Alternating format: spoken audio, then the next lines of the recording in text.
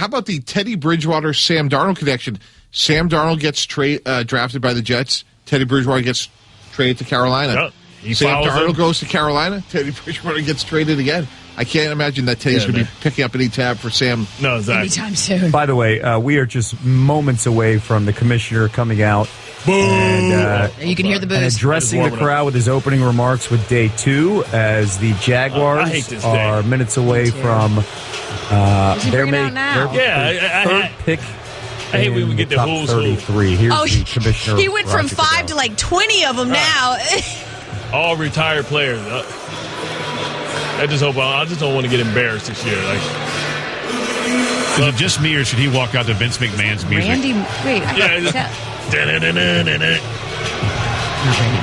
There's more and more people coming out on the stage. Yeah, these are all ex-players. There's like 100 people on the stage right now. Those are ex-players that's going to be making the picks for their teams. There we go. They got the jackets. We got the Hoffers. Hoffers making their way to the stage. Anthony Munoz is there with the hug. Am I the only one in here that don't believe that John Lynch is a Hall of Famer, by the way? Not even close. If he's a Hall of Famer, then Rodney Harrison is a Hall of Famer. That is another show, but that is a really good Okay, welcome back. Just a nice guy.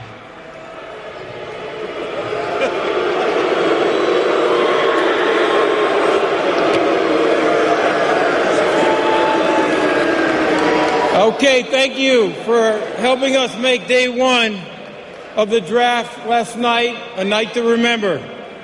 We had an amazing crowd here at the site, and we had over 30 million people watching last night. Congratulations, Cleveland. The Draft-a-thon also got off to a strong start and continues tonight as we support our communities emerging from the pandemic. You can see all the details on NFL.com/draftathon. As you can see tonight, I'm joined by several active NFL players, NFL legends who all continue to do amazing work in their communities.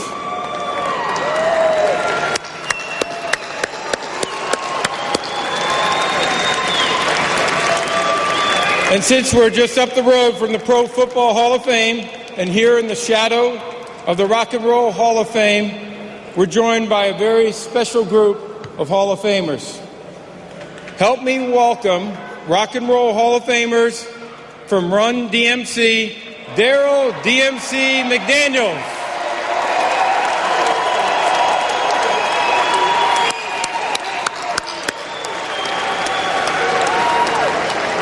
And the Isley brothers, Ron and Ernie Isley.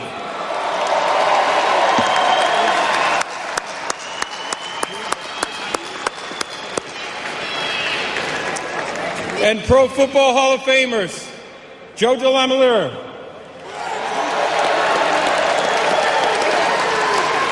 Franco Harris,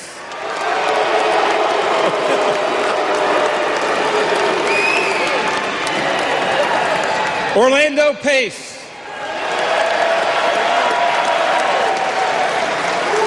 Anthony Munoz, Will Shields, John Randall,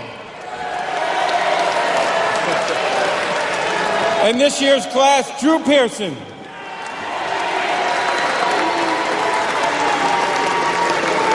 Okay, Cleveland, you ready to get this show on the road? Okay. Day 2 of the 2020 NFL Draft is now officially open. The Jacksonville Jaguars are on the clock. So that introduction by Roger Goodell, kicking off day number 2 here on ESPN Radio, our coverage of the NFL Draft. Kevin Nagani in studio alongside L. Duncan, Mike Tannenbaum, Bart Scott, and Ian Fitzsimmons. And the Jaguars here, again, I think a lot of us were surprised at what they did with the 25th pick overall, and that was go with Travis Etienne. And now they've got picks 33 and 45, and then another pick in round number 3 at 65. So they'll be on the board 3 times scheduled today. Real quick here, as we look at Jacksonville's needs, we talked about safety specifically and a variety of different positions that they need to focus on as Urban Meyer reshapes the entire roster under his kind of name, likeness, and image. Got to get him speed, right? So I like the kid from Notre Dame, Jeremiah Usukuramoa. Yeah. You said the last name. I can't say it. I think that's you talk about speed. You talk about getting somebody opposite of Miles Jack who can come down and be a sideline type of guy. They're going to have to hit on today. But if they can get it's some very good players that have fallen into the second round. But, he's a guy that can be that tweener, that rover, that will linebacker / safety. He's really good in coverage as well. I think we're overcomplicating it. They need offensive linemen. Correct. And Cam Robinson is coming back on a 1-year deal. It's not good enough. Didn't we learn that lesson with Joe Burrow last year? Fitz mentioned it, what they did with the 5th pick last night. But if I'm Jacksonville, I got speed now with Etienne, and James Robinson was a good player. They got to protect Trevor Lawrence. And if they don't do that, nothing else matters. Who's the offensive lineman then that you're targeting? Tevin Jenkins would be one. Sam Cosby of Texas is another. If we're going to go more interior, I think, Brandon Linder's okay. But you have Creed Humphrey, Landon Dickerson. How about Sam Cosby? Yeah, Sam Cosby of Texas. Yeah. There's a number of good offensive linemen. And while I don't disagree with Bart about some of these other positions they need to address, when you're trying to put your rookie quarterback in a position to be successful, protect them. But what did you teach me yesterday, Uncle TB? You said get the best player on your board. And you mean to tell me that Jeremiah isn't top on your board? Everybody has him as the best available overall. Yeah, and he is Jeremy Chin. He is an undersized, fast athlete who cannot rush the passer as a 4-3 end because he's just too small. He's a blitzer who could run. But again, if our future is about Trevor Lawrence, and there's some of these offensive linemen that could start from day one, you can't have enough of them. 6, 7, 8 of them. You guys have all talked about Sam Darnold. The only grade you can give Sam Darnold in New York is a grade of incomplete because of his supporting cast. You're listening to the NFL Draft. Round 2 is underway. Jacksonville is on the clock. There's less than 4 minutes left for them to get that pick in. They took Trevor Lawrence and Travis Etienne. So they gave him a weapon. They reunited him. As Trevor Lawrence said, we're best friends. I don't know if that matters. You sent him down to Jacksonville with a binky, but they do need help at offensive line. But if you're Urban Meyer and you've had the benefit of knowing for the last 3.5-4 months who you're going to take and how you need to sort of curtail this offense around him, what's the first thing that you're doing, especially considering that, again, we could be facing a shortened offseason because of COVID protocols? So if Rex Ryan, we asked Rex the other day, we had a special in New York, and we asked him that exact question about coaching Zach Wilson. Bart, you know all about this. He would have a balanced offense. He would have a lot of two-back runs. He'd be under center, and he would grow Trevor Lawrence into the position where he was building confidence and, more importantly, durability. When you look at the way Zach Taylor and Cincinnati built their team, they only had one back. A lot of times the edges were open, meaning that there wasn't a tight end to help with protection. And I think this is all about confidence for Urban Meyer and confidence for Trevor Lawrence. We got to understand, you mentioned this yesterday, El, there's going to be growing pains for their head coach. With the growing pains, let's bring in Ian Fitzsimmons, specifically in Urban Meyer, and this adjustment and transition out of football a couple years. I brought it up yesterday. He does not take losing well. No. And this is the way this roster is constructed. Realistically, this is a losing season. And regular season losses are not something he's familiar with. And I think the public has seen him multiple times bend down in certain moments because of the stress level and the system that he had to deal with in his head. What have you learned from talking to people about Urban Meyer making this transition? The biggest thing that everybody has told me is that he has reached out over not just this year, but the last couple of years to former players and coaches. He built a massive rapport with Sean Payton, head coach of the New Orleans Saints. They talked a lot. And, heck, you look at all the Buckeyes that have been on the New Orleans Saints the last 4 or 5 years. I mean, it was like the New Orleans Buckeyes. I mean, I think they had 7 of his former players on that roster a couple of years ago. He's not just talked to guys like Sean Payton about what it takes to build the right room. He's talked to players that have been on awful teams and talked to players that have been on great teams. And what the common denominator was as far as what built a good room and what built an awful room. And he really has studied hard as to try and mold himself and get ready mentally to be able to handle that very thing, and that is losing not just 2 or 3 games, but maybe 10, 11 games in this maiden voyage. Okay, so Trevor Lawrence is coming fresh out of college, right? So that coach-em-up style from Urban Meyer may work on Trevor Lawrence, which, let's be honest, is the most important relationship that the Jaguars want to foster. He's talked to all of his former players about that very thing, coaching college guys and pro guys and how to handle them. I was going to say, because Bart, how does that rah-rah sis boom ba go over when you're talking about an Urban Meyer and his style? Means absolutely nothing to me, man. I need answers to the test, man. When I got a question, I need you to have the answer. I need you to be able to tell me what we got to do to fix it. I don't care about how you say it. I don't need you to pump me up. I'm a grown man. Okay, now the commissioner makes the picks in round 1. Players come out, and that is Kevin Hardy, former Jaguar, making the pick. That was London with the 33rd pick in the 2021 NFL Draft, the Jacksonville Jaguars select Tyson Campbell, DB, Georgia. Mel Kiper's first draft analysis. One of the elite cornerbacks coming out of high school, had a good career at Georgia. Only 1 career interception, though, because he didn't always finish. Late on that pass coverage situation, he would lose sight of the ball, didn't always bat the ball away, break the pass up, or come away with the interception. That's something he needs to work on. That's an instinctive thing. Hopefully they can coach him up in that area, but he's long, he's athletic, ran 4.38 at 6'1", 193, and played an awful lot of football at Georgia. An immediate starter when he came there as a true freshman. So Tyson Campbell, now the second DB out of Georgia. Those dogs, Eric Stokes, going early, I should say, in the first round, late in that first round. He started 24 games the past 3 seasons, and you heard Mel, he's got size. What do you think of the actual pick here at cornerback? Yeah, so I'm a little surprised. They took C.J. Henderson last year, first rounder out of Florida. I like Tyson Campbell. I had Eric Stokes a little bit above him because, as Bart already said, the skepticism about the 4.37, I don't know if he plays to that. Interesting statistic on him is he had 93 targets in college. He only had 11 passes defense, which really isn't good enough. He was a high school teammate of Patrick Surtain, was an elite recruit, so he has the size and the measurables. I just didn't see the production, and that's why I had Stokes ahead of Campbell. And again, I'm a little surprised by this pick, Kevin, to answer your question, because offensive line to me would have been the way I would have gone. But now, at least, if he continues to improve and play to his measurables and there's more production, they could have 2 big, longer perimeter corners that could play man-to-man, which I know is going to be important. Joe Cullen, a defense that Bart's very familiar with, is the defensive coordinator, longtime D-line coach of the Baltimore Ravens. So from a scheme standpoint, I understand why they would do this. They did also sign Shaquille Griffin to a 3-year, $33.5 million deal this year as well. You can't have enough corners, especially in today's game. You spend the majority of time. But is that true when you need offensive line help? Well, you got to be able to stop them, too. And in this league, you're going to be in nickel or dime, and you got to be able to have guys that can play in space. And now you think about a guy like Miles Jack is probably going to be your only linebacker on the field when they're in sub. And now you got to have somebody that can kick in 4 wides. We talk about all the weapons, and at 6'2", he can go against some of these big, tall tight ends that are mismatch problems. I was going to say, if you look at the way Baltimore's played for years, I'm sure they're saying, that we're going to have 3 stars at corner. So Jimmy Smith, you think about Humphreys, you think about Peters all at the same time. Yeah.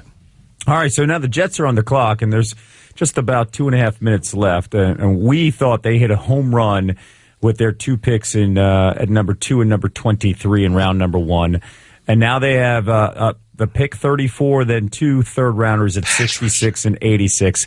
And we hear what Bart's saying. And when you look at the pass rushers, there are plenty there, including Azeez Ojulari, a guy that was ranked inside the top 15, and then the medical reports came out. Yeah. And because this is a high-character Georgia star.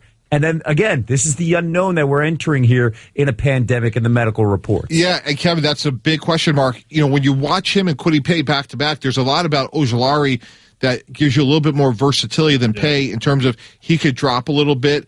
He has a little bit more athleticism and space. Kwity Paye is maybe a little bit more twitchier as a pass rusher, but that's why there's a little bit in my opinion, a little bit more value on Ojulari in terms of the versatility he brings. Now, maybe some Boogie Basham?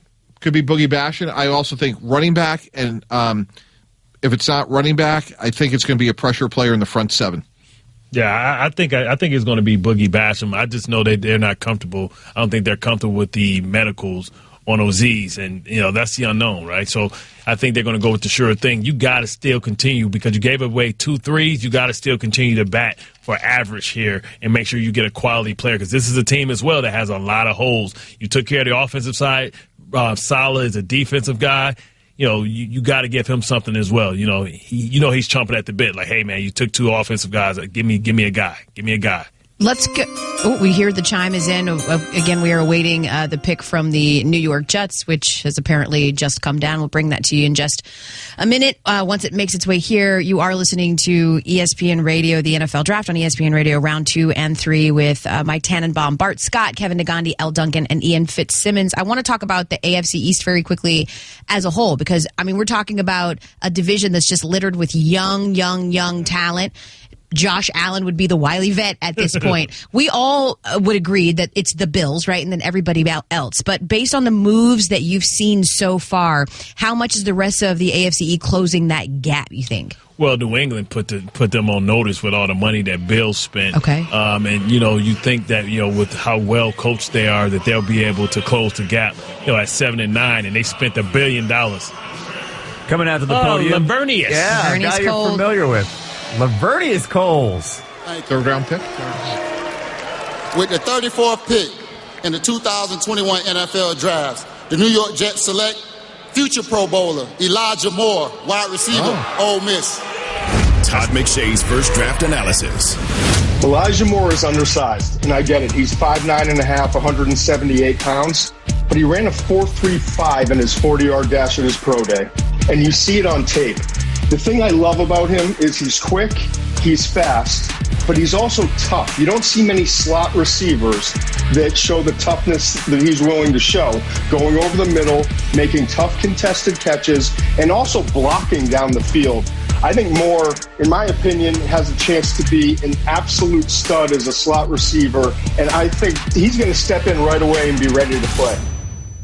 We hear Todd McShay project that he is an immediate starter here for the Jets. What do you make of that, Ian Fitzsimmons? Those 86 catches last year were second only in college football to Devontae Smith's 117. And against Big Bad Bama, he had 11 for 143.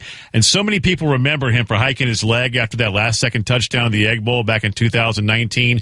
Cost him a 15-yard unsportsmanlike. The kicker misses the extra point. Next, Matt Luke and the entire staff is fired. So, a lot went on that. He learned from it. Talked to him a few weeks ago. He said that the person that you saw do that is not the guy he is now. He's learned, he's humiliated, he's humbled, and he's rededicated himself to be a better person and player and not hurt his team. But right here at that pick, if you're going to go wide receiver, how about going to Rondale Moore, who can play that same spot? And when I talked to Rondale Moore, Bart, about are you willing to return kicks and punts? Because willing, man, not only am I a slot receiver and I can play outside also, but I am not willing to return kicks and punts. I will embarrass people on kicks and punts. He's Percy Harvin, man. That is Rondale Moore, right? Yes, not he's Elijah. tough. 42-inch vertical. Rondale Moore. 4'2", 40. Tough. And Bart, I know you see it the same way, but again, from a team-building standpoint, you look at the fact that they added Corey Davis. Jameson Crowder is their best player. Jameson Crowder was productive last year. They drafted Denzel Mims in the second round a year ago, and they needed a pass rusher. They could have used another offensive lineman, a running back. This is a surprising pick for me. You heard a sigh. It's not because of the Jets. It's the team that now is on the clock. Oh, who's that? I'm not stupid. I know what's happening. I know what's happening. Denver's moving up full quarterback. They're going to take Davis Mills. They're going to take Davis Mills. With Elle's other team, which she follows because she's from Atlanta, that is the Falcons. So the Broncos moving up. We'll get more information on what they gave up to move up here, but you think it's quarterback out. Yes. And you know what that signals to me? That it was a total pipe dream to get Rodgers. Hey, Ron. I had so many people that are around the Denver circles that had me convinced. Yeah, way to go, I was like Slarif. Jerry Jones dreaming of sugar plum fairies. Yeah, Stink. Thanks, Stink. And not just him, other people too that I know in the Denver circles that said that this could happen. That signals to me that this isn't going to happen with Aaron Rodgers. There's more need on the Broncos for them to waste. Picks in. They're going to take Davis Mills. They wasted no time as well. I mean, they had 30 seconds into the pick. Do we all think I told you it's quarterback? prototypical. I told you it's so Broncos. Do we all think it's Big quarterback? arm. Well, you got to just keep swinging. Eventually, even the blind squirrel gets a nut. So Casey at the bat. That's Mighty Casey. That's what we're doing. Mighty Casey at the bat. He struck out. Even a blind squirrel could gets be a a nut. defensive lineman. It could be A broke clock. Christian Barmore? Barmore? Okay, yeah. They need some help there. They need some linebacker help as well. So we'll certainly see as we await. The know the mental health compensation? of the next 4 hours depends on this pick my co-anchor. I've given up. I have. It could also be running back. We talked about Javonte Williams. They got Melvin Gordon. They North have Carolina Melvin Gordon. They runs let hard. Philip Lindsay go. Mm-hmm. I just love the fact that the entire room has gotten immensely quiet, and everyone right now is on eggshells because of one human being. Depending on what happens in the next 90 seconds, we might all be leaving, and Elle could be solo. Hey, Ian, happy life, happy work life. I get it, Let me Coach. tell you. So we will see what the Broncos do with this pick. They surprised a few on the decision that to go with Patrick Surtain at number 9 when they had the ability to draft a quarterback of Justin Fields or Mac Jones. That led us to believe that maybe they were in the Aaron Rodgers sweepstakes. So, Mike T's giving you some hope potentially here that they may go somewhere else, and that is hitting a need. It's not going to be a quarterback. Are these linemen that bad? Did you get a text? It's not a quarterback. He's smiling. Okay. Elle's back. I can work with this. You're good. You're good. You are good. You're going to be happy. Yeah, this is a good football player getting. It is a good. Yeah. Okay. Oh, there she goes. Elle All is right. back. Okay. Here Sitting we up go. straight, body language If they pick a punter, I swear I'm coming for you, Mikey T. It is not a punter. Bart's going to be happy with this pick. Yes, he is. Okay. The Atlanta Falcons have traded the 35th pick to the Denver Broncos. With the 35th pick in the 2021 NFL Draft, the Denver Broncos select Javonte Williams. Okay. Running back, North Carolina. Todd McShay's first draft analysis. Javonte Williams is one of the most underrated players in this draft. He's 5'9.5", 212 pounds. He ran a 4.55 in his pro day, all solid numbers. But I loved watching his tape. He is tightly packed, he's physical, he's strong, and he seeks out contact. He goes after safeties, he goes after linebackers, and he can catch the ball and do everything that you want from him. I think it is the number 3 running back in this year's class. You're going to wind up getting a steal with Javonte Williams because he's an every down back and he loves the game and he has extraordinary character. Love to hear extraordinary about that pick. Your reaction here? They've got Melvin Gordon had a 1,000-yard season last year. Yeah, and I think Todd nailed it. This is somebody that's had 50 catches in his career, and Pat Shurmur, West Coast disciple, being able to catch the ball is really important. He's really explosive. They had 2 great backs between Javonte and Michael Carter. Better. Yeah, but Carter has a bad knee. This is a guy that really has explosive traits to him. He averaged over 7 yards a carry, but again, I think the difference, one of the reasons they would trade up for a player like this is he has immediate 3-down value. When I asked him last week about all the hype surrounding Najee Harris and Travis Etienne and what he would tell an NFL GM, if they asked how his game compares to theirs, he said bluntly, I'd tell him to turn on the damn tape. Quote, end quote. Oh, so he's got love something how to bold him. He is. The trade details here. So the Falcons get the 40th pick and a 4th rounder. The Broncos move up 5 spots to get the 35th pick, and they send a 6th-round pick, or they acquire a 6th-round pick. Some backstory in Javonte. I called Mac Brown about him, and I said, just tell me something about this young man. He was like, he grew up in a quiet town. His nickname is Pookie. I love that. How about this? GPA 4.65, high school valedictorian, didn't get a Power 5 scholarship until his senior year because he played linebacker. So the guy loves the physicality. And I asked him one more thing. I said, what did you do with the balance in that backfield? And he said, these guys were never jealous of splitting carries with Carter. They went back and forth, and they supported each other in the room. So it just gives you an idea that he'll maybe go to a situation with Melvin Gordon where he's splitting carries. It's not going to be an issue in a room like that because of Javonte Williams. And we've seen Melvin Gordon sort of really take the mantle of having this chip on his shoulder, feeling disrespected, feeling like he's never being appreciated or loved. So I'm certain that will go a long way. But the Broncos were 13th in the league in rushing last year. That's not terrible. This is the highest that they've used a draft pick on a running back since they drafted Monty Ball back in 2013. It feels like, again, this is a little bit of a Band-Aid thing. Like when it comes to drafting running backs, Mike T, do you sort of go into it with the approach of knowing that it's one of those ride them for a couple of years, get everything you can, milk the stone, and then move on? Because that's what it feels like we're at. Yeah, and you mentioned like they moved on from Philip Lindsay, who is a really tough runner. Back-to-backs out, yeah. Yeah, as an undrafted free agent. So I think Melvin Gordon, he's a short-term solution. Javonte Williams, you'll have him at least for 4 years now. And when Melvin Gordon leaves in a year or two, you draft the next guy. So I think you kind of rotate them through, and that's certainly been their approach so far with Vic Fangio. Yeah, look what's going on in Cleveland, right, with Nick Chubb and Kareem Hunt. And how effective that is and how much pressure that puts on a defense, especially when you get late in the season or you get late in the game when you got two fresh backs that's capable of being physical in between the tackles, but also able to break tackles and be able to make you miss in space. All right, so right now, let's just update you. Javon Holland just went to the Dolphins, the safety from Oregon, and the Eagles are currently on the clock with the 37th pick. And we talk, he's the first safety off the board. We'll get to some more information about that, the talent at safety, and we're going to see probably a run at safeties in the second round. Coming up next here, what's the future of Aaron Rodgers in Green Bay? We'll ask our NFL insider. You're listening to the 2021 NFL Draft on ESPN Radio, presented by Sherwin-Williams. Round 2 of the NFL Draft firmly underway. Guiding you through it, El Duncan, Kevin Negandhi, Bart Scott, Mike Tannenbaum, Ian Fitzsimmons, just to catch you up. Over the last few picks, we saw the Broncos make a trade to move up with the Falcons to take running back Javonte Williams from North Carolina. He had 16 rushing touchdowns in the red zone in 2020. That was a huge problem for the Broncos. They could never punch it in last year.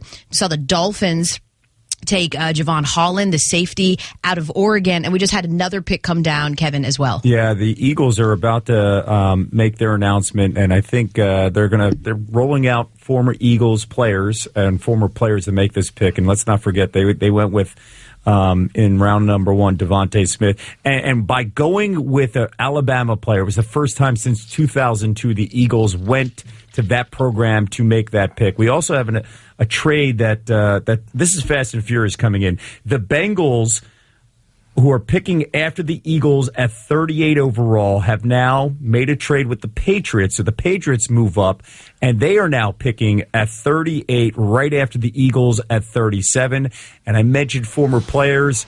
We all know this guy coming to the stage, especially at ESPN Dapper Radio. Dan. And a thin man, that is Mike Golick, about to announce the Eagles selection at 37. I'm old enough to remember when he was on Mike and Mike.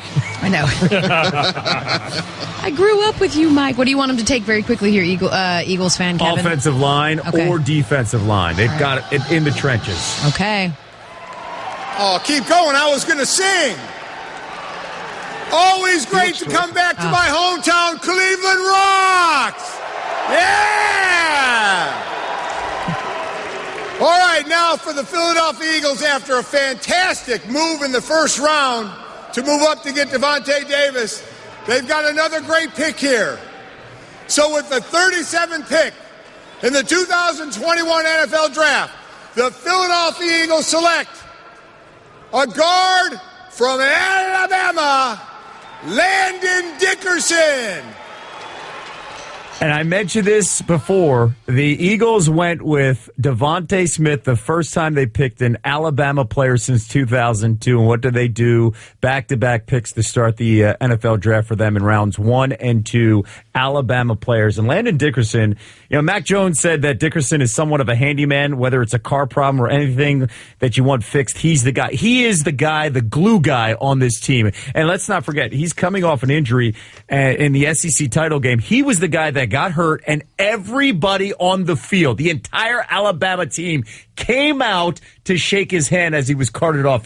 Again, the relationship he has with everybody on this team, he was an integral part of what Bama did when it came to success on the field. His offensive line coach, Kyle Flood at Alabama, told me, quote, he's a relationship multiplier, to your point.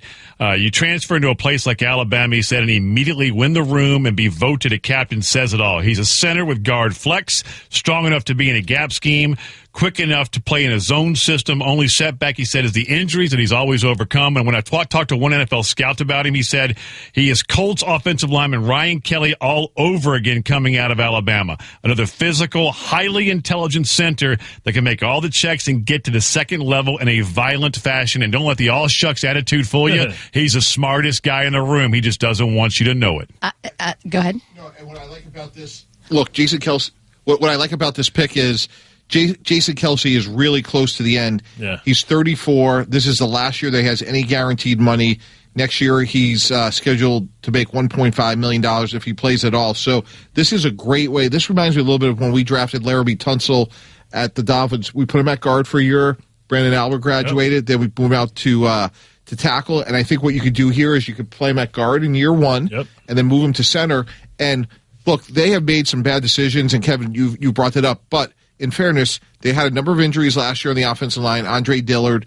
And if they could get healthy on the offensive line, and now you bring a young guy in like Landon Dickerson, he gives you great depth in year one and a lot of versatility moving forward. The Eagles nasty too. Eagles quarterbacks were sacked 65 times last season. That's 15 more than any other team, and the most since the 1-15 Browns back in 2016. But how about this, Kevin? Your team doing a little bit of a Tuscaloosa two-step. They hadn't drafted anyone from Alabama for 17 years, and their first two picks this year are Alabama players. How about that? But of course, while we continue to bring you, the Patriots are on the clock right now, and we'll continue to bring you the second-round picks as they come in. We're holding you down through the third round, Mike Tannenbaum, Ian Fitzsimmons, Bart Scott, Kevin Nagandi, L. Duncan.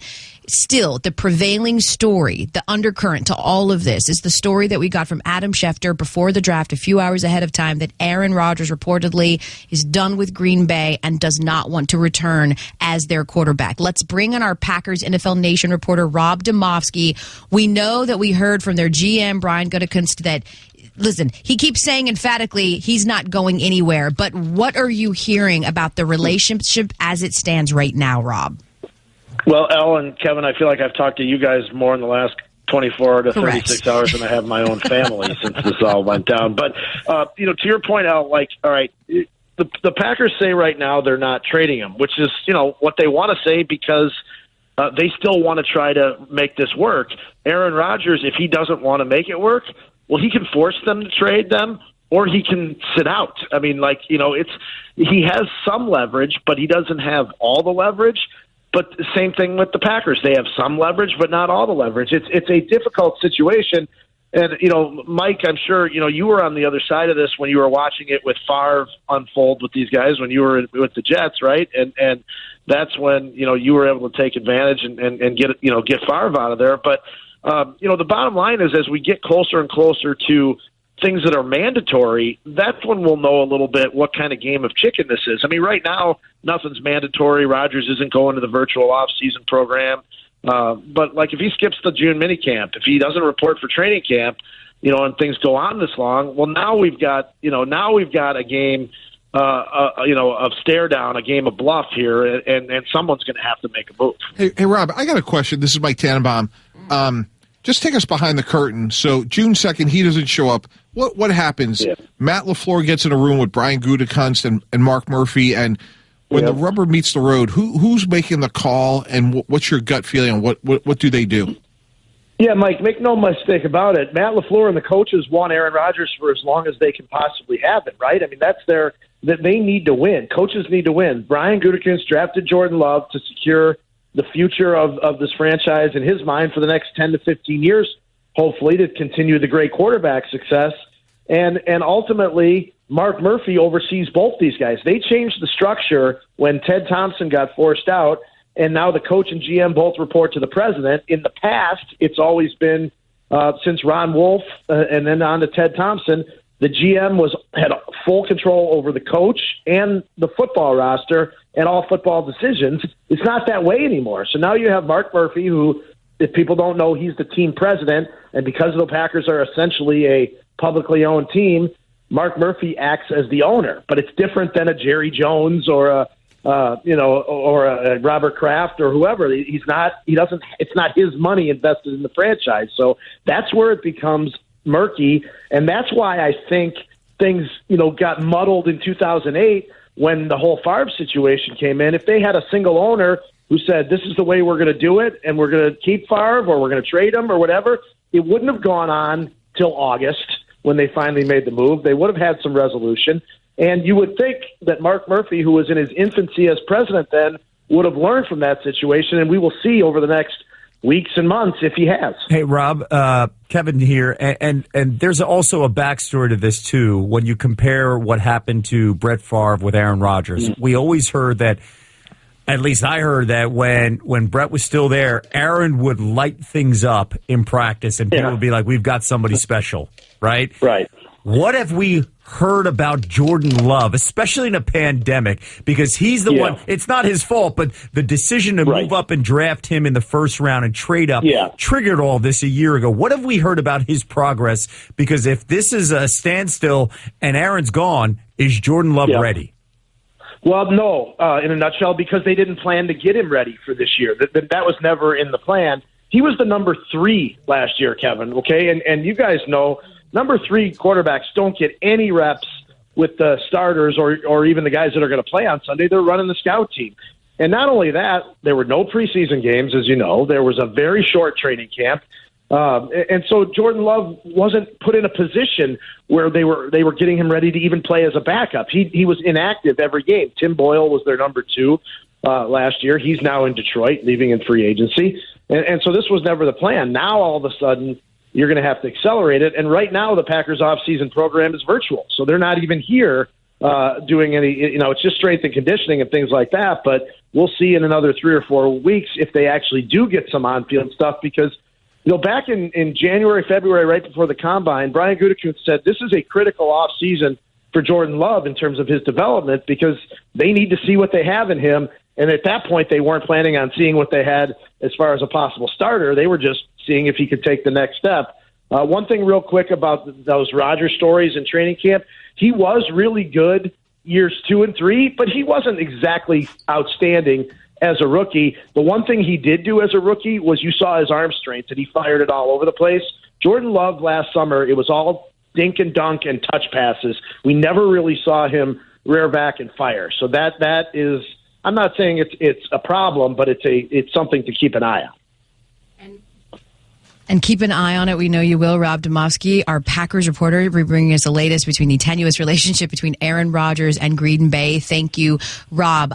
So just to keep you updated as we head to break, the last couple of picks, we've had a couple of in the trenches picks. We saw Christian Barmore, the defensive tackle from Alabama, go to New England, marking the 12th time that Bill Belichick has drafted a player who played under Saban in college, the most players selected by a pro-college coach combo since the common draft era began. Those two like each other very much. And then we saw Tevin Jenkins, the offensive tackle from Oklahoma State, go to Chicago. What does our crew think about these picks? We will find out on the other side. The Belichick-Saban connection, striking again, and more details are next. This is the 2021 NFL Draft. I want to talk specifically about the Patriots pick of Christian Barmore. We sort of chuckled, the defensive tackle from Alabama.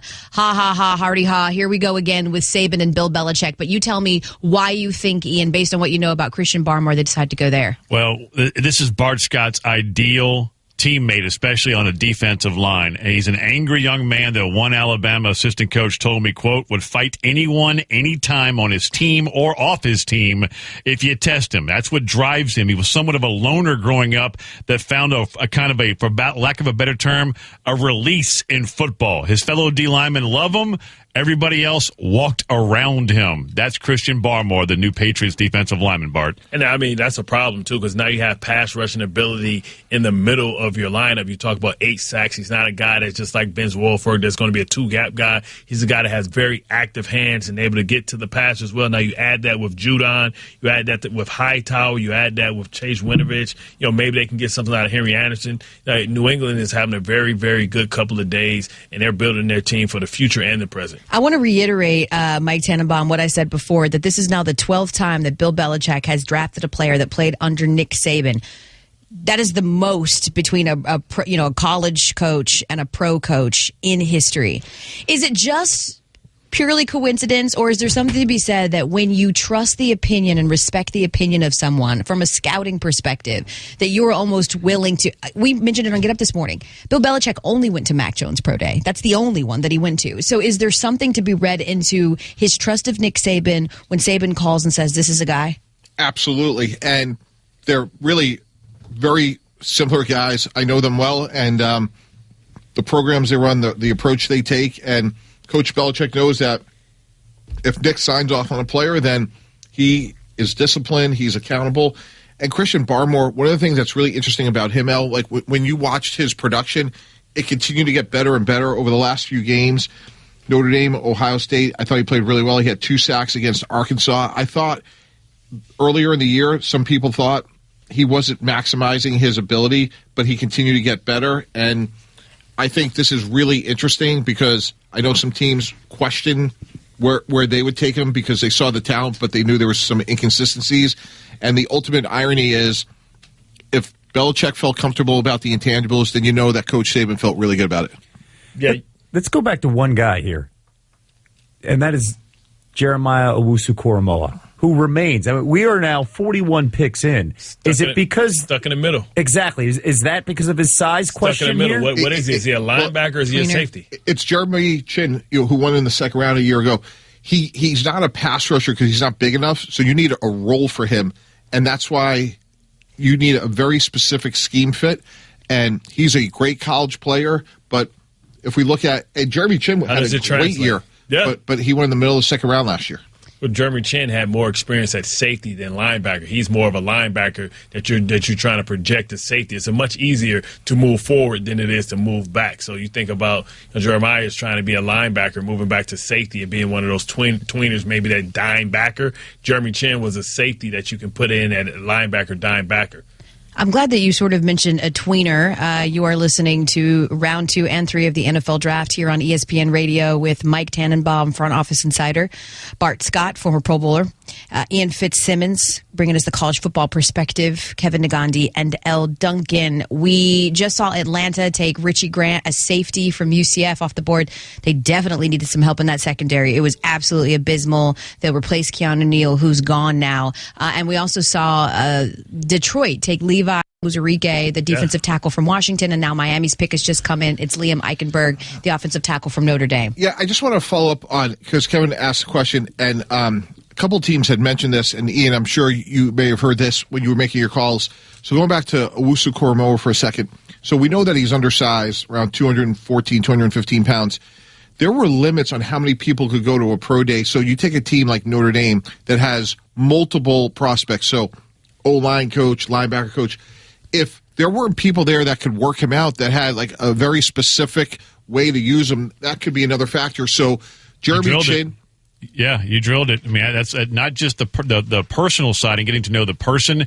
And like being at the Senior Bowl, you have partitions, and you ask a certain question to a player to see if they smirk or frown or, just the reaction.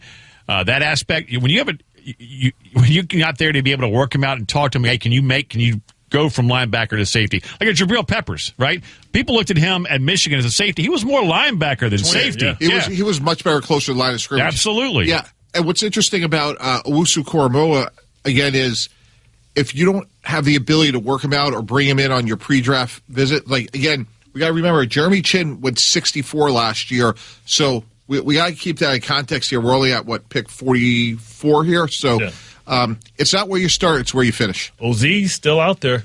That's surprising too. How about the Dolphins too? So 4 picks out of 42, and in the second round, Javon Holland, the safety, and then Liam Eichenberg. Offensive line, they are starting to hit these picks, and when you have that much, let's just say, capital in the first 2 rounds, you've got to nail at least 3 of the 4. Yeah, with Eichenberg, I don't think he's like the athlete that like McGlinchey is. He's a solid player, but when you watch him, he's a little stiffer. But, they said before the draft, it sounds like Robert Hunt was going to move inside. They traded Flowers, so that opened up a need at tackle for them. And Eichenberg is to me, he's a prototypical right tackle.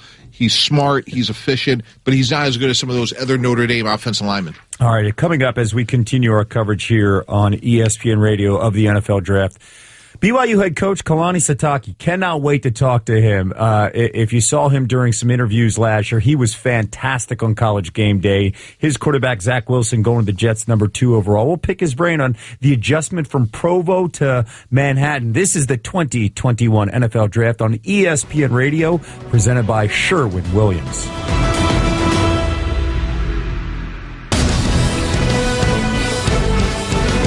Back here on ESPN Radio, Kevin Nagandi, L. Duncan, Mike Tannenbaum, Bart Scott, Ian Fitzsimmons. We now pause 10 seconds for station identification. This is the 2021 NFL Draft on ESPN Radio.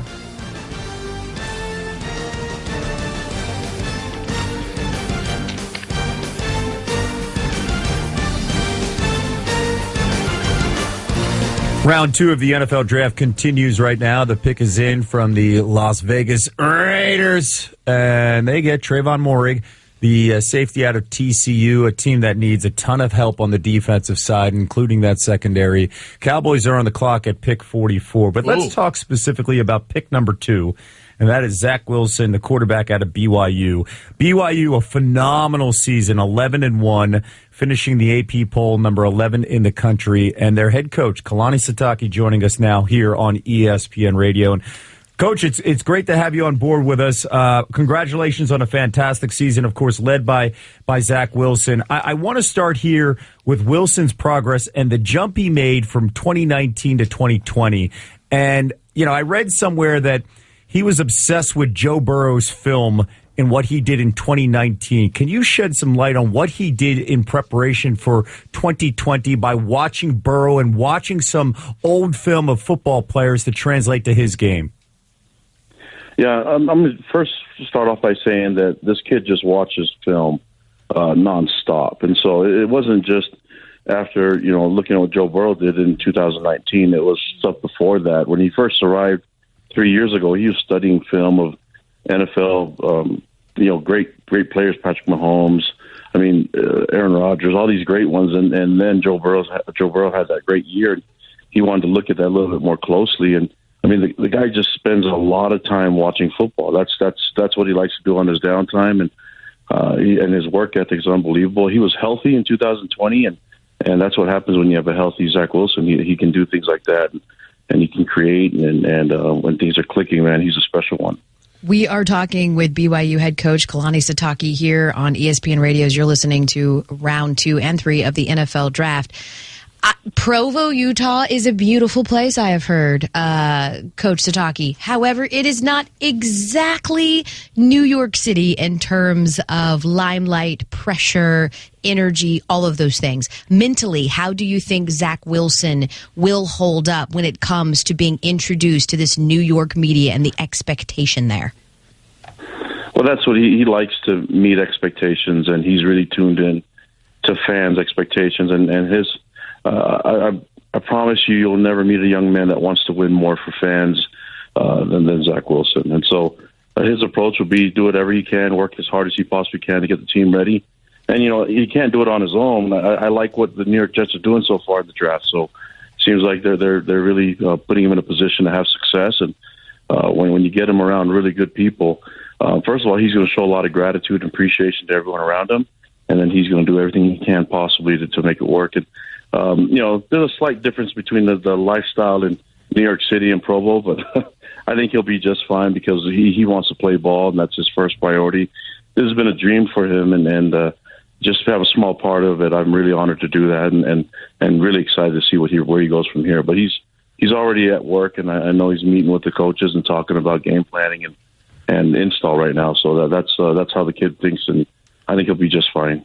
Hey, you old fullback, you've talked to me off air and on air about the transition, or not transition, but the evolution of Zach from 19 to 2020. Describe to everybody what he did as far as the mental side, going to your cornerbacks coach or your defensive coordinator, and why are you doing this and doing that, especially between 19 and 20, that really helped the evolution of his game. Yeah, well, when he got here as a true freshman in 18, and so in 19 he had some injuries, but regardless of whether he was healthy or not, even if he wasn't able to do it physically, mentally he was always talking and getting as much information. I don't know how many players are out there that talk a lot to the corners coach and safeties coach. And Zach wants to know exactly how DBs do it, and it's not just from our program. He tries to collect as much information as possible. The guy does his homework, and that's why he has this really a huge sense of confidence when he takes the field, because he knows he's done a lot of the work and he can be confident about it. And you know what? He's proven a lot of people wrong, but I'm just ready for him to keep doing it, because the guy's work ethic is it's a one of a kind. He's just a learning machine. The guy continues to learn, and the mental part of the game is a huge part of it. And I think he's going to have that just fine. His physical part is now healthy, and I think the sky's the limit for him. Coach, how about Zach's mental toughness in context of moving to New York City? Any concerns about throwing 3 interceptions and coming in the next day and having to deal with the media? How do you think that he's going to be able to handle the bumps in the road? No, he's going to be fine. I mean, nothing's ever perfect, but I can tell you this young man, regardless of wins or losses, he wants to learn. That's what he wants to do. He wants to get better. And when you take away the emotions from the win or the emotions from the loss, it's all about improvement, and that's what we try to do as a football program. And he was a perfect fit for that. He was the exact model that we wanted all our players to follow, and that was the result of this season that we had, is following his lead and his mentality towards approach of improving. And I mean, there's times when you win a game and you overlook the small little mistakes because you know the end of the game was a result that you wanted. And there's times that you lose a game and you make a mountain out of a molehill. Well, this kid just wants to learn. It doesn't matter if it's a win or loss. He wants to learn, and he looks at feedback as a gift. I mean, obviously he wants to make fans happy, and if they're not happy, then he's not happy. So he's going to do everything he can to have them smiling. And there's one thing that he loves to hear, and that's the fans cheering. So I think he's going to do everything he can to make that happen. Well, we know that New York fans, regardless of the situation, they have a personality, and they will let you know how they feel. And let's hope he hears the cheers early on in his career, because it could be a grinder for any young person trying to establish their career as the franchise quarterback. Kalani, thank you so much. We do wish you and your program the best this upcoming season, and congrats on a fantastic year in 2020. Thanks for having me on. Appreciate it. BYU head coach Kalani Sitake joining us here on ESPN Radio as we continue round 2 of the NFL draft. Kevin Nagani alongside L. Duncan, Mike Tannenbaum, Ian Fitzsimmons, as well as Bart Scott. Mike, you want to weigh in right now? Yeah, here's the thing, to continue Ian's and my rant about the mistake of what Cincinnati did with the 5th pick yesterday. So they should have gone offensive line. Joe Burrow got hurt. They need offensive linemen. Riley Reif isn't good enough.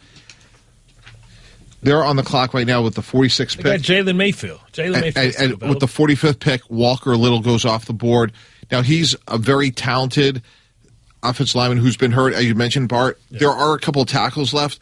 Dylan Raduns from North Dakota State, and Sam Cosby, a guy from Texas that I like. But why not operate from a position of strength and take the best tackle in Penei Sewell when there's still so many receivers on the clock that they could have taken with this pick? But they were listening to you, TB. They took the best player available, and Jamar Chase was the best player. You can make the argument for him if he would have played this year that it wouldn't have been close between him and Pitts. Yeah, my point is there's a ton of receivers right now. Why not go get the best offensive lineman?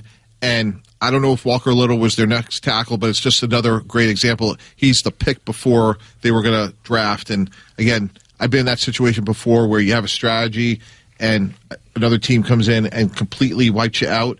I don't know if that's what happened, but again, I just questioned their strategy and how they approach their needs. Well, this is what they missed out on Walker Little, to your point. Because one NFL general manager told me if he doesn't get hurt week 1 in 2019, quote, he's probably starting on an NFL team already. He was all Pac-12 first team in 2018. And David Shaw said this man right now is 15% body fat. That's a dude who's 330 pounds, and he's 15% body fat. I'm like 50% body fat. But those guys are always in the garage, though. Like, give me a nice fat guy with a nice fat body fat. So you want him chunky? Yeah. You want lean guys on defense, you want fat dudes on offense. Yeah, you would be good. We'd be good. Like, Jalen Mayfield may be a player that they may be able to get. He's a good player from Michigan. He's a bit of a mauler. Perfect for right tackle, correct? They do go with a tackle. But it's see? Jackson Carman out of Clemson. Yeah, I didn't know what the hell I was talking about. So there you go. Let's catch you up on the last few picks because, again, they're coming in much quicker in the second round as they tend to do. There's less time on the clock. The Kentucky corner, Kelvin Joseph, got picked to go to Dallas.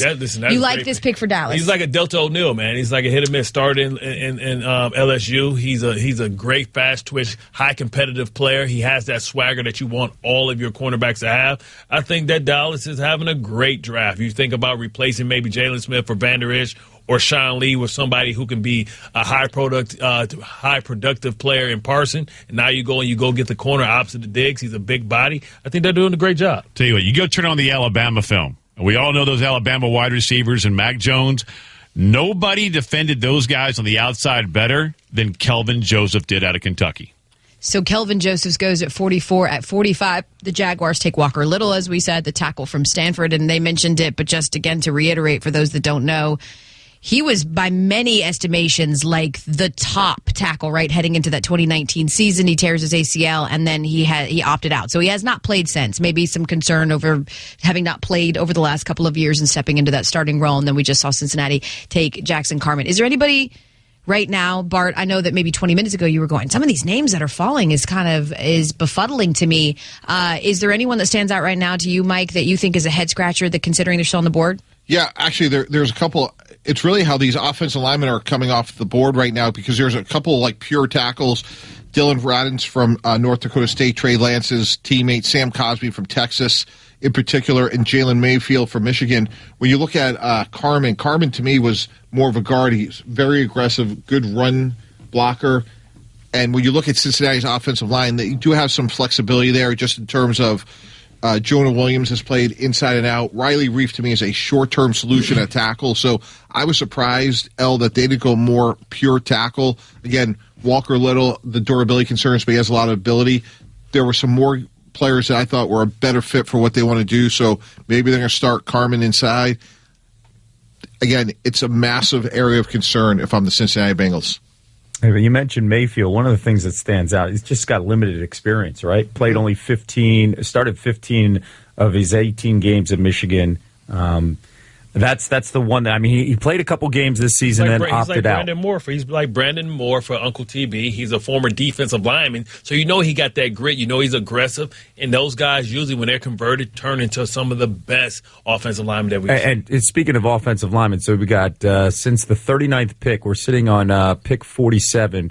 We've seen 4 offensive tackles go off the board. So do you think that trend continues in this round? Well, you talk to a lot of teams heading into the draft. A lot of people felt like this was the sweet spot. Once you get past the middle of the third round, because of all the things that we've talked about and the not having the combine and the lack of information, we've seen Miami move up. We've seen New England move up. I think we're going to see quality over quantity. So I think when you look at some of these offensive linemen, Eichenberg could certainly come in and start.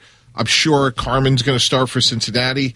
The inside guys, though. Yeah. The inside guys come out like Wyatt Davis, Trey Smith. Yeah, absolutely. And to answer Kevin's question, I think these guys could certainly start, but I think it's going to fall off here. And by the time we get into the second half of the third round, we're going to be talking much more about developmental players or players where teams just didn't have a lot of information, especially related to medical information. The Chargers are currently on the clock right now. They already addressed their need at offensive line yesterday when they drafted offensive tackle Rashawn Slater from Northwestern. There was a lot of Northwestern talk, I hear, on the NFL draft. No surprising because of Greeny's affiliation to Northwestern. I find the Chargers to be sort of an interesting prospect because it felt like we knew that Anthony Lynn was 100% going to be sort of the sacrificial lamb, right? But we know about their defense. Their defense is really, really good. We had, I think, a bit of a shocking turn of events when it comes to Justin Herbert. Did anybody here think he was going to be as good as he was, as quickly as he was? Oh, is this a victory lap for Mike T? Not me. Yeah, I'm a football fool. Sure, Mike T and I went at this last year during this exact same time. Go ahead, Mike. I'm going to defer because I was completely wrong on this one. Yeah, and I was completely right, which is, the ones that get right. When we just go through the process, he was bigger, faster, stronger, smarter, more competitive than any other quarterback in last year's draft. And if you just go through it, and we could tick it off, he played great against Wisconsin coming down the stretch. He got better as the year went on. They could have beat Auburn if they could have made a play on defense. And then when you talk about the offseason, he was the best player at the Senior Bowl. He was the best quarterback at the Combine. He had impeccable grades. He was a TA as an undergrad. And I think sometimes when we scout, there's a West Coast bias that we just don't get to spend as much time with players on that part of the country. And I am not surprised by how successful he's been. And if they could protect him, I think they have a chance to be really good. Okay, we have now seen, I think, off the top of my head, 3 cornerbacks that are sons of former players. Yep. And we saw that on the run with J.C. Horn and Patrick Surtain. And now we see Asante Samuel Jr. going to the Chargers at pick number 47. When you look at value and what he can bring to the table, Florida State, a down year. But, man, this kid can ball, and he's just like his pops when it comes to being fearless and put me on an island, I'll figure it out. We'll talk much more about that coming up. How much longer are we going to have to wait for a quarterback to go off the board in round number 2? Find out. You're listening to the 2021 NFL Draft on ESPN Radio, presented by Sherwin-Williams.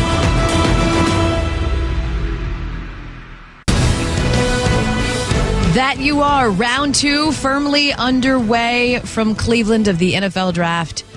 Joining you through the duration. We're here for rounds 2 and 3 because we've got another round tonight, of course. El Duncan and Kevin Nagandi alongside Mike Tannenbaum, our front office insider, Bart Scott, our Pro Bowler, Ian Fitzsimmons, bringing us all the perspective. The college coaches are texting him after they get off the phone with us. That's the kind of inside that he has there.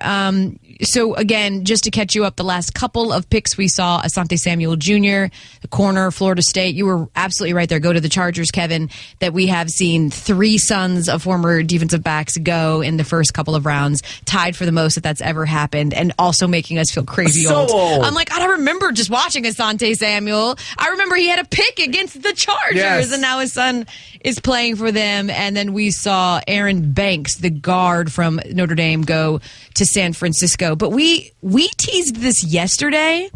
Bart, I'm gonna give Bart his credit. Bart was basically Miss Cleo yesterday with his picks. Like, my mom called him, was like, I was very impressed with Bart. He picked almost every one of them right. Mama. I say that because I'm setting you up for this. You also said we would see a 6th quarterback go in the first round. Yeah, I did. That didn't happen. In fact, we are now how many picks in, and we still have not seen that in the second round either. So It's coming up. The quarterbacks that are still available between the Kyle Trasks of the world, the Florida quarterback, Kellen Monds of the world, Davis Mills, who you all seem to love, who do you think is the next one off the board or the best available? We're 4 picks away from Washington, I believe, taking Davis Mills. And they feel like they don't have to move at this point to do that. 51, if you're Kyler Murray's not, Danny Dimes. 49ers aren't taking him. And I believe at 51, Washington, goes ahead and breaks the trend. Who works there, Mikey T? Which of the quarterbacks works for the Washington football team the best? Yeah, I like Davis Mills. I agree with Bart because of his upside, and he's, if healthy, he's a better athlete than people realize. So I like Kellen Mond as well. I think he's a little bit more of a developmental guy. I like him more as a 3 in year 1. So I do like Davis Mills. I agree with Bart on that. One other team that really has stood out to me so far is the Chargers. We talked about the lineage of these corners, but when you just talk about teams that are getting good players and good fits, you go back to round one, Slater starts from day one, helps protect Herbert.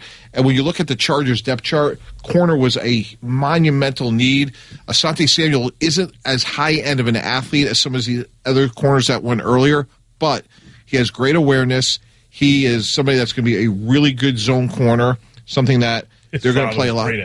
What's that? His father was great at it. Absolutely. And just, again, when the board fits your needs, I think the Chargers very quietly got 2 more starters to go with a very productive offseason. They already added a starting center in Corey Linsley. They added Matt Filer. So I think they've done a really good job so far. Beecham is too rich to dress like that. At 49, here comes the Cardinals. He's too rich to... Beecham is too rich to dress You're like not that. feeling the jacket, the blazer. Look at the belt. Look at the belt buckle. Very Brooks Brothers. Yes, look at the belt buckle. Looks like he pulled it off as his Levi Dunkaroos. Here comes the Cardinals pick at 49. You too rich. With the 49th pick in the 2021 NFL Draft, the Arizona Cardinals select Rondale Moore, receiver, Purdue. Todd McShay's first draft analysis. Rondale Moore is one of the most overlooked receivers in this great wide receiver class. And I say that because he's only 5'7", 181 pounds, but he ran a 4.31 in his pro day. And you see the quickness and the speed as a slot receiver when you watch his tape. He's so explosive after the catch. He's tough. He's willing to go and make contested catches, and he's willing to block. He's a hands catcher who can just pluck on the run, transition up the field, and go create a 15-yard play out of something that should be 6 or 7 yards. That's why he's unique. The entire time Todd McShay's talking, Bart Scott's talking because he loves this pick. But before we get to Bart's thoughts on Rondale Moore, Ian Fitzsimmons, you shared a story with us on multiple occasions about this background with the Cardinals and the relationship with Rondale. Look, he is the complete slot receiver, and he'll tell you, I can play more than just a slot. Line me up outside, line me up in the backfield. I'll do whatever you want me to do. But there was one particular coach on the Arizona Cardinals that wanted me to ask him, is he willing to return kicks and punts, and use the word willing. And when he was on with Freddie Coleman and I last week, I said, are you willing to return kicks and punts? And he stopped me and said, willing? You put me back there, and I'm not just going to return them. I'm going to embarrass people by doing it. So, Bart, I just got a text from somebody on the Arizona Cardinals organization that says, we got a returner, baby, with like a lot of exclamation points. He's like a pocket Hercules, man, and the rich just get richer. Now you got A.J. Green out there. You got DeAndre Hopkins on the outside. You got Christian Kirk being able to damage you from the slot, too. And now this is a guy that you just got to get the ball in his hands. You talk about 4.2 speed, 42-inch vertical means that he's super explosive, and he runs and plays with a mean streak. I saw him running over. When I was breaking him down, he's running over and stepping on people's chest. Plays with attitude. And the thing is, like, all the double coverage is going to get drawn up by the two great outside guys. He's going to be by himself on your third best corner. He reminds me of Santana Moss, who we had at the Jets. Very explosive, good punt returner. And, Ian, I hate to rain on our parade here, but facts get in the way of a great story. Played 3 games this year. Durability is a concern. He has to stay healthy. But if he does, they got really good value because if he's their punt returner and now he's maybe their 4th receiver, that's really good value this part of the draft. And what a great fit, though, for him specifically with Arizona, right? Because we all know how much Cliff Kingsbury loves his spread. In fact, since 2019, when he came in the league, the Cardinals have run 548 offensive plays with 4+ receivers on the field. So this works out really well. Does this maybe signal the end, though, for Larry Fitzgerald, right? Like, is this, we've sort of been in limbo with him and what his decision's going to be.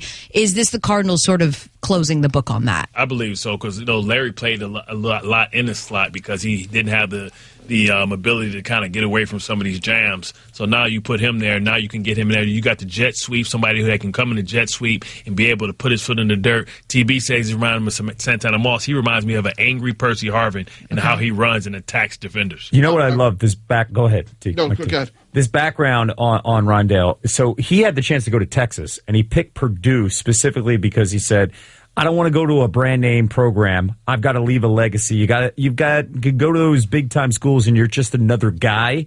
I want to play with some guys who have a lot of hunger and are the underdog.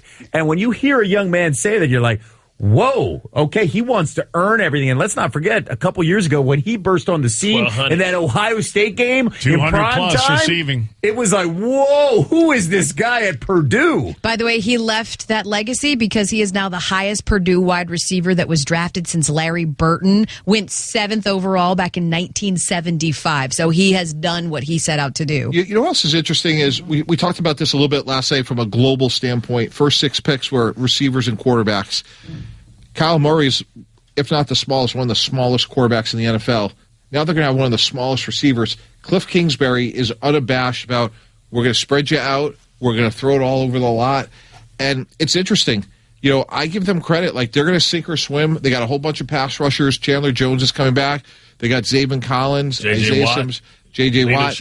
So it's interesting. Like, they are not trying to be anything but what Cliff Kingsbury says they're going to be. They're going to throw it. They're going to be small, and they're going to be fast. The NFC West is going to be bananas this upcoming season. You've got your Super Bowl pick in the Rams right there. Ain't shaking. Let's not forget about Seattle and the Cardinals loading up here. Coming up, as we're going to continue our coverage here of the NFL Draft, Clay Helton, USC head coach, does he have the number 1 quarterback in next year's draft? We'll ask him about Keaton Slovis. This is the 2021 NFL Draft on ESPN Radio, presented by Sherwin-Williams.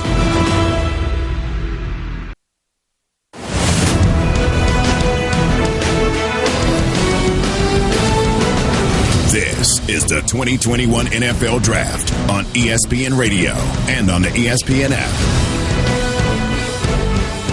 Welcome back as we continue our coverage of round 2 and 3, day 2 of the NFL Draft. Kevin Nagani alongside L. Duncan in studio on ESPN Radio, joined by Mike Tannenbaum, Bart Scott, and Ian Fitzsimmons. The Giants just made the pick, 50th pick overall. Azeez Ojulari, great the pick. Linebacker from Georgia, finally off the board, and we know about his talent, his high character. Medicals was a key question here on why he dropped. More on that later on as Washington's on the clock. Let's bring in the head coach at USC, that is Clay Helton, coming off a 5-1 season. And Coach, first off, congratulations on playing last season, considering the turmoil and what you had to deal with in trying to come back in a pandemic, and with the Pac-12 giving you guys the opportunity to play and your team winning 5 of the 6 games. I do want to talk about understanding here the talent that the Jets are getting at 14 with your guard, Elijah Vera Tucker, trying to protect Zach Wilson there. Give the audience an understanding of how good this young man is and what kind of impact he had with your program. Well, I tell you what, just the intangibles that he brings to the table, what he brings in the building each and every day. He's just a blue-collar worker, consistent, same person every day, brings a great attitude to the park and practices just like the game for him. And I think that's what made him great, and that's what made him so admired by his teammates, and that's why he was a captain here, is he led the way each and every day. Now, his talent, obviously, you can see on tape. You know, coming out of a Bishop O'Dowd High School up in Oakland, we signed him as an offensive tackle. He played left tackle for his high school. We knew he would probably move in at interior guard, but had the versatility to go out to tackle at any time. And you got to see that his 3rd and 4th year. And one of the elite tackles in the country his junior year. We lose Austin Jackson as the 18th pick last year to the Dolphins in the first round after his 3rd year, and then the best player on our team was Elijah, and he jumped out to that left tackle position and really held it down tremendously. And I tell you, what a great decision by him to come back after his 3rd year, you know, to say, you know what, Coach, I know right now I'm probably in the 2nd round realm. I want to go compete to be a first rounder. I know these 6 games and me showing my versatility can do that. Let me finish my resume. And, man, did it pay off for him. Very proud for him and very happy for the Jets in New York. They're getting a class act kid as well as a great football player. Joining us on the line, Clay Helton, head coach of USC. He is talking about his guard, Elijah Vera Tucker, that went yesterday, 14 overall, to the Jets to protect Zach Wilson. But, it's the media, and the cycle is so quick, and we're already looking ahead to next year. And you already know that your quarterback, Keaton Slovis, by most estimations, is very early on, the best quarterback to come out of the 2022 season and into the 2022 draft. All eyes on him. We did see in your shortened season, and despite your great success, some sort of uncharacteristic throws and mistakes from Keaton. And I know that this offseason, he admitted that he lost his confidence in his arm and his accuracy. Coach, I'm just curious as to how you coach how you coach around a lack of confidence and how you're getting him prepared and mentally prepared and ready for this next season. Well, anybody that watched us last year, the one thing that I can say about the kid is that in the brightest lights and in the most important moments, whether it's a 4th and 17 against Arizona State hitting Drake London down the middle, whether it's 16 seconds left on the clock versus UCLA and checking to a fade route to Amon-Ra St. Brown and throwing a touchdown, in the most critical moments, he shined through. And one of the things that build confidence is experience and reps.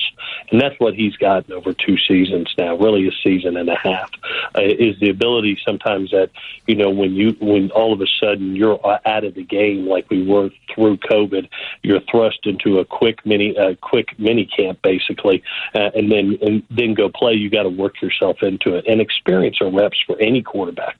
You see at every level, whether it's our level, whether it's the NFL, sometimes it takes time to grow. He just shines so bright his freshman year and really still upheld that 70% completion ratio that he's known for with his accuracy. And his confidence is built through the spring. And that's having 2 years under his belt now. That's what I see coming out of spring right now is how he's handling the situational mastery in practice. And you know what? He's really doing a nice job of leading our football team, having those one-on-one conversations with some young players about what he expects, what the standards are, developing a great chemistry with them. That's what good quarterbacks should do. So I think he's got such a bright future. I'm a huge fan. I've had the chance to coach a Matt Barkley and a Cody Kessler and a Sam Darnold, and now to have the chance to coach this kid. His future is so bright, and we're very fortunate to have him on this football team. Hey, Coach, you just mentioned Sam Darnold there. He finally has some weapons around him, an offensive line. Jets fans might be crying when they watch him play in Carolina. Describe to Carolina fans what they're getting in your former quarterback in Sam Darnold. Well, as you moan. One is, one, they're getting a tremendous person and a guy that, no matter what the situation, will own the situation. Whether it's a good experience or bad experience, he's always going to put it on him. He's the true professional. When things are going good, he's going to give credit to somebody else, and when things don't go good, he owns it. And that's what I always appreciated about him here. He's always worked. He's always been team first and himself second. And I've always appreciated it. And then you see the talent. And, I'm so happy for him. I think he's walking into a wonderful opportunity, a great coaching staff with like you said, weapons around him, and where he can go be himself. I know he's excited about that opportunity. I'm excited for him. And I look forward to some great things from him this season. I hope he makes all of Carolina happy. Clay, you mentioned being excited for Sam Darnold. What's it like for you to experience one of your, extended family, one of your sons getting drafted, especially in a first round? What's that experience like? I've always said I got 3 children by birth. I got 110. I get the honor to adopt every year, and it's one of the reasons I'm bald-headed because you watch these kids grow up, and you're a part of their lives, and you take them from young men to grown men that is ready for the real world and ready to be professionals, whether that's on or off the field. And when you see a young man like Elijah have the opportunity to fulfill a dream, and the reason he came to USC, to have a great college experience, to get his degree, and to move on to the NFL. Yeah, it fills you with pride that you're watching one of your adopted sons accomplish a huge goal of his and a huge dream. So, yeah, it's special. Every time that we've had one, and we have a bunch of them that walk out the door here, to move on to that level. But man, it does your heart good as a coach. I imagine when you sit in those kids' living rooms and you tell their parents you're going to take good care of them, it must feel like everything comes full circle when you see them head off to have pro careers. Clay Helton, head coach of USC, joining us here on the show. Thank you so much. I imagine we'll be talking to you again this time next year about your next crop of pro prospects. Thanks, Coach. We are about to take a break very quickly. We finally saw what many believe to be the best remaining talent on the draft go off the board. What does our crew think about Cleveland taking Jeremiah Awasukoromoa from Notre Dame? We'll have reaction from that, including more of the picks as they come down. We still don't have a second-round quarterback off the draft,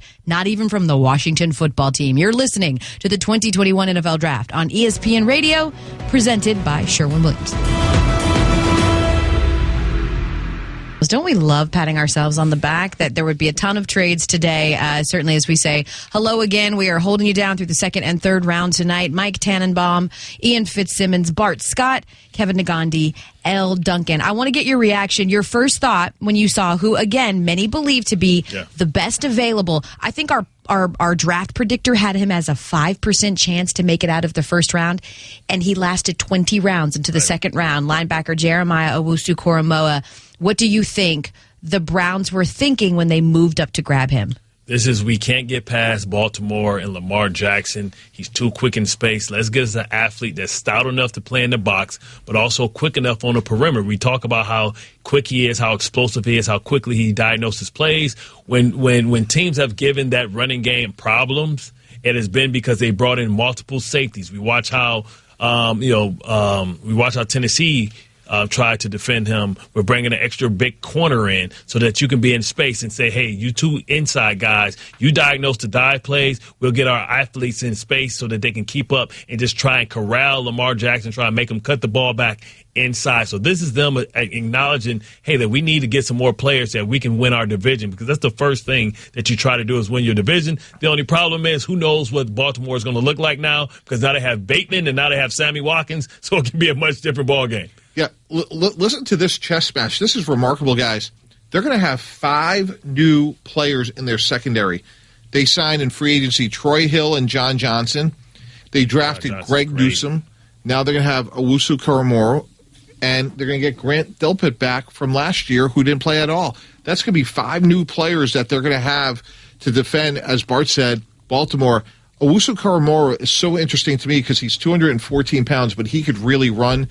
And I've kind of comped him a little bit to Jeremy Chin, the very productive safety for Carolina. Other people have said Levante David, Darius Leonard. Point being is, I like how Cleveland's attacked what they needed, which was more speed on defense. So between getting Delpit back and all these other players they've added, either in the draft or free agency, I like the approach that the Browns are taking. Join the NFL family, including fans, players, clubs, and more, in driving awareness and support for pandemic recovery among our hardest-hit communities. Visit NFL.com/draftathon now to learn more and donate to deserving charities supporting the digital divide in education, health disparities, food insecurity, and mental health. Together, we can learn, educate ourselves, and make a difference for communities in need. As we continue the breakdown of round number 2, the Colts are on the clock at 54. At 53, the Tennessee Titans going to the FCS level. Offensive tackle out of North Dakota State, Dylan Radins. And Ian, you got a story about this young man. A young man that was a first-team FCS All-American. And how about the Bison? Yeah, he was in charge of protecting Trey Lance's blind side, and he's a small-town guy, lost his dad at an early age. And when you grow up in a town of about 3,000 people, as he told us when he joined Freddie and Fitzsimmons on Tuesday, he said, I had about 500 dads. And so if you screwed up, you were going to get it 500 different ways. And that's small-town living. But we brought up, can you play guard or tackle? And he said, I'll play anywhere along the front. I'm a winner. I don't lose. And we asked him, when was the last time you lost? Listen to this. Yeah, my last loss where I put cleats on and played in the game was my first game in my junior year of high school. Wow. All right, what happened? Do you remember? No, and that one was even above her. We played a school that was 2 classes above us. We scored 4 touchdowns, couldn't convert an extra point. They scored 3 touchdowns, converted a 2-point conversion and their extra points, and then they kicked the field goal to win it 25-24.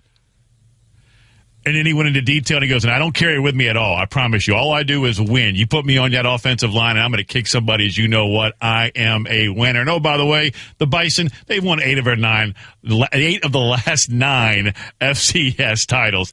That is a Mike Vrabel player. That's a Mike Vrabel-type pick. I think it's a home run for the Tennessee Titans. And it was, go ahead, TB. So I was just going to say, this is a really good job when you look at their first couple of picks. Caleb Farley, they lost 3 corners. Hopefully he's going to go in and start. And Isaiah Wilson was their first-round pick a year ago. Ooh, swing and a miss. Swing and a miss.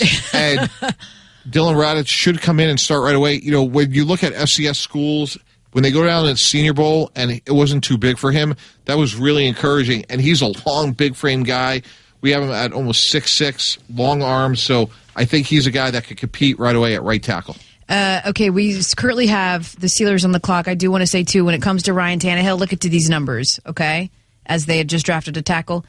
When he has a clean pocket, without pressures, QBR is a 90. That's just behind Aaron Rodgers. That's it, right? When he's pressured, it fell to 21. That ranked 22nd. He needs a clean pocket, maybe as much as anybody else. Bart, Scott, I don't know, Bart. You said the Washington football team was going to take a quarterback. They took a tackle. Now you're saying it's going to be the Steelers.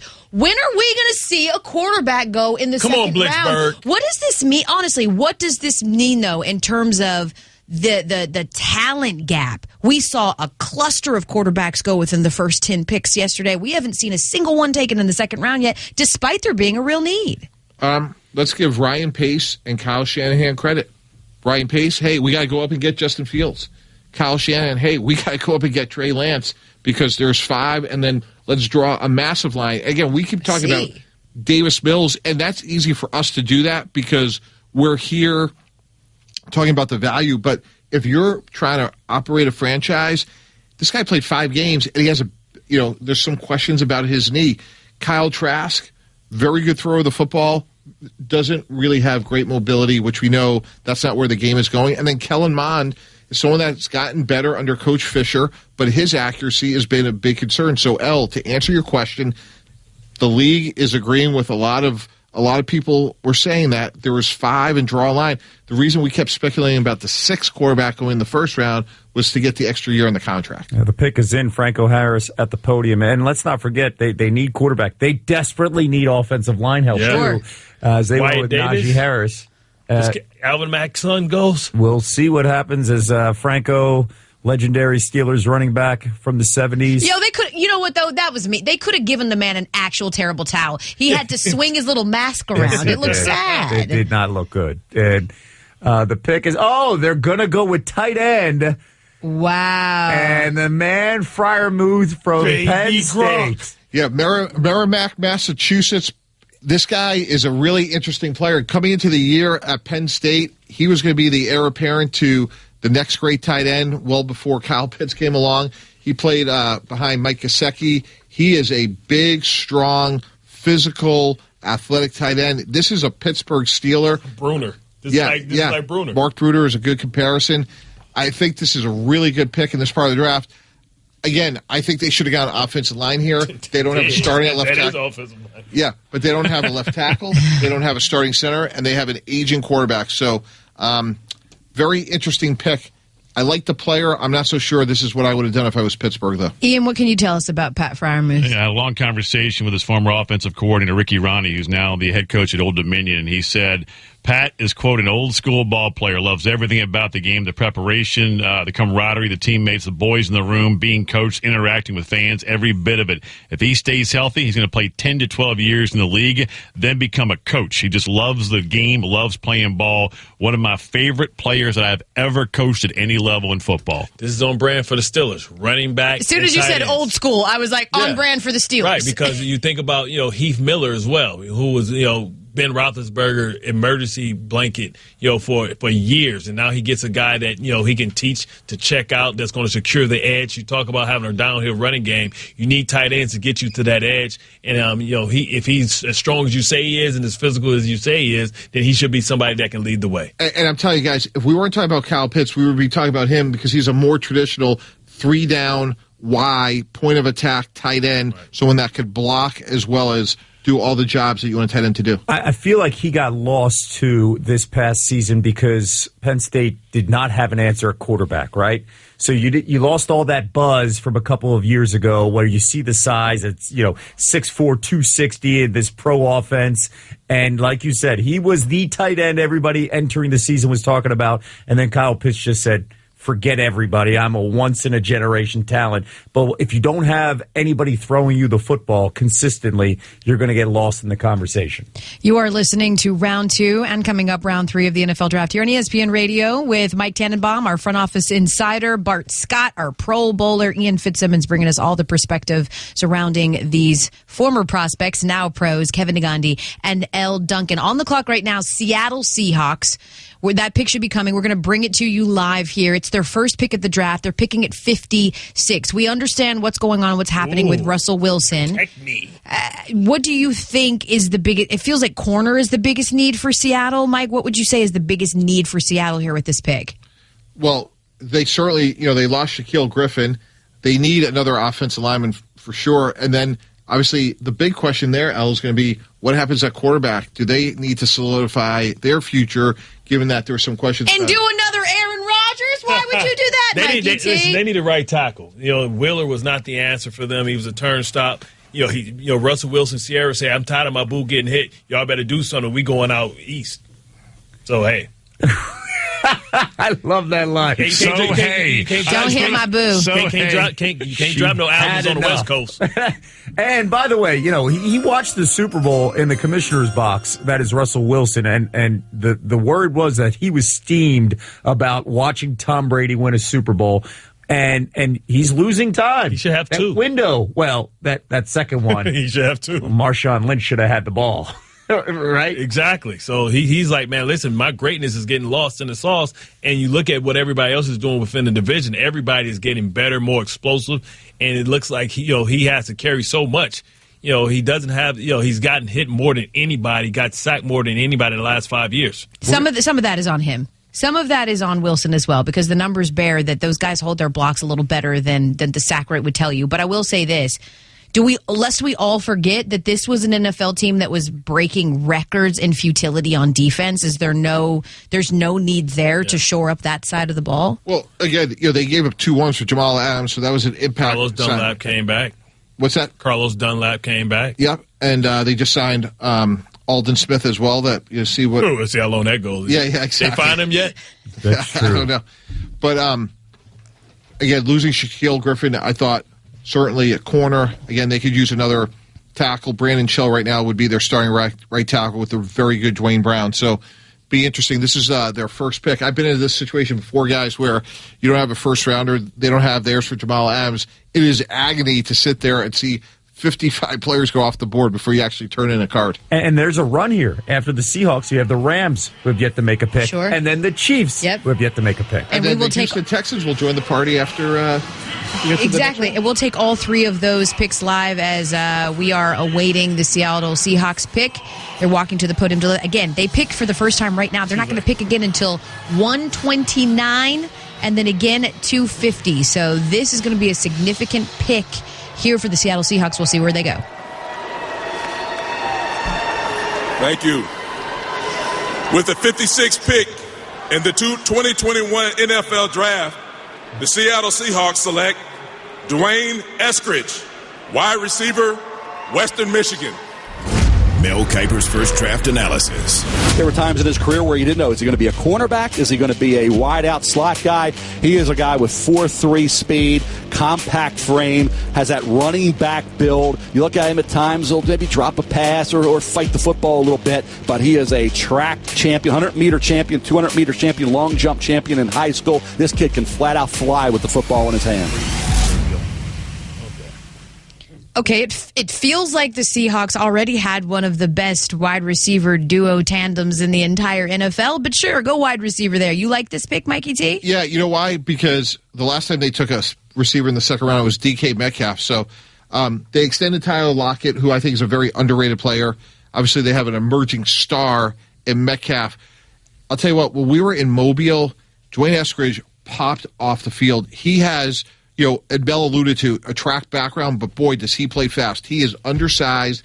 He's only 5'8", but boy, he can really take the top off of coverage. And, we're talking about maybe the most explosive player in this draft, in my opinion, was Jalen Waddle. This guy would be in the conversation in the next group. So if you're saying, hey, Russell Wilson, we want to keep you, we want to build around you, Metcalf's a star, we extended Lockett, and now we're going to take another guy that could really run. He said, I'm tired of getting hit.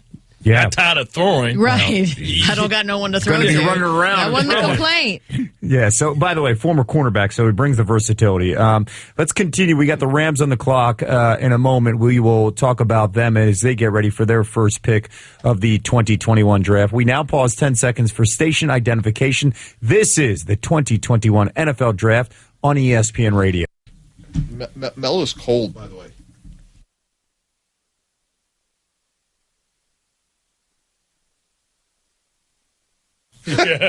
He's cold. They got to get somebody. Okay, so we were watching some video, and one thing that's rare is, and you don't often see Mel Kiper break out the coat. Correct. Welcome to the Midwest. When he's on and this is Cleveland, and it's an open space, right? So he's wearing a coat on the set with Booger McFarland and Louis Riddick and Mike Greenberg as they continue the draft on ESPN. We're glad you could join us here on ESPN Radio as we continue. We're less than 2 minutes away from the Rams and their first pick of the draft. Just to recap, if you don't remember what the Rams did last year, they were 10-6 last season. They made the playoffs for the third time in 4 seasons with Sean McVay as their head coach, but they lost in the divisional playoffs at the Packers. They did trade away Jared Goff, so they do have Matthew Stafford. Bart Scott seems to think Matthew Stafford is going to be the MVP with just the change of scenery. But what would you say, Bart, is the glaring need here for the Rams with their first pick of the draft at 57? They have to try and keep that line intact. Their defense was the number 1 defense in the league. They have to try and find out a way to kind of replace Andre Whitworth, who has been a tremendous left tackle forever. But, he's getting longer than 2. Is he even still in the league right now? He's like 55 years old. He'll be 40 by season's end, and he missed 7 games. Yeah, you got to find a way to replace him and be able to utilize him and kind of give him some time off and utilize him when the playoffs are around. But you can't count on a 40-year-old left tackle going to get some of the best pass rushers in the game. 1, Alvin Mack Jr. would be a great fit here. 2, the Rams have a draft house in Malibu, California. Can we do the show next year from the Rams draft house? Wait, they have a stunning portrait of Roger Goodell. It's a painting. Yeah. But so here's what's interesting too. Just when we're talking about the Rams, they are really interesting exercise in roster allocation from this standpoint. They have more money and less players when they have stars like Jalen Ramsey and Aaron Donald. Obviously, they're going to pay the quarterback a lot of money. Cooper Kupp gets paid well. And they lost a couple really good players in the secondary, Troy Hill, Josh Johnson. And to me, not only is Whitworth old, but we got to remember it's a 17-game season. I agree with Bart. A right tackle that could maybe have some swing flexibility. Yeah. But then they need another player, to me, in the front 7. They re-signed Leonard Floyd. They have Aaron Donald, but they don't have another. They lose Brocker as well? Yes, they did. Yeah. This is a team, when you look at the shape of, and Mike T, I'm curious about this, considering you've handed out some big contracts. They have... The person next to you... is grateful for it, right? They spend a lot. They're top-heavy, and then they have a bottom base. They don't have a middle class when you see this roster. Exactly, Kevin. And Bart just alluded, like Michael Brockers is a solid B player. And again, this is a great experiment, guys. 17-game season, very top-heavy roster, very good players. Leonard Floyd's a good player. Jalen Ramsey's a good player. Stafford, obviously. Oh, they have to stay healthy. But the depth on your lines is going to be a big question.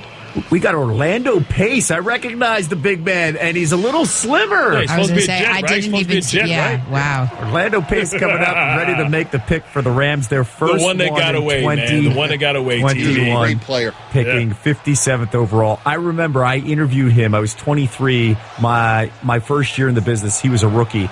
I felt so small standing next to a giant human being now at the podium. With the 57th don't make pick it like that no more. Becton's the only one in the 2021 NFL Draft, the Los Angeles Rams select Tutu Atwell, wide receiver, Louisville. Mel Kiper's first draft analysis.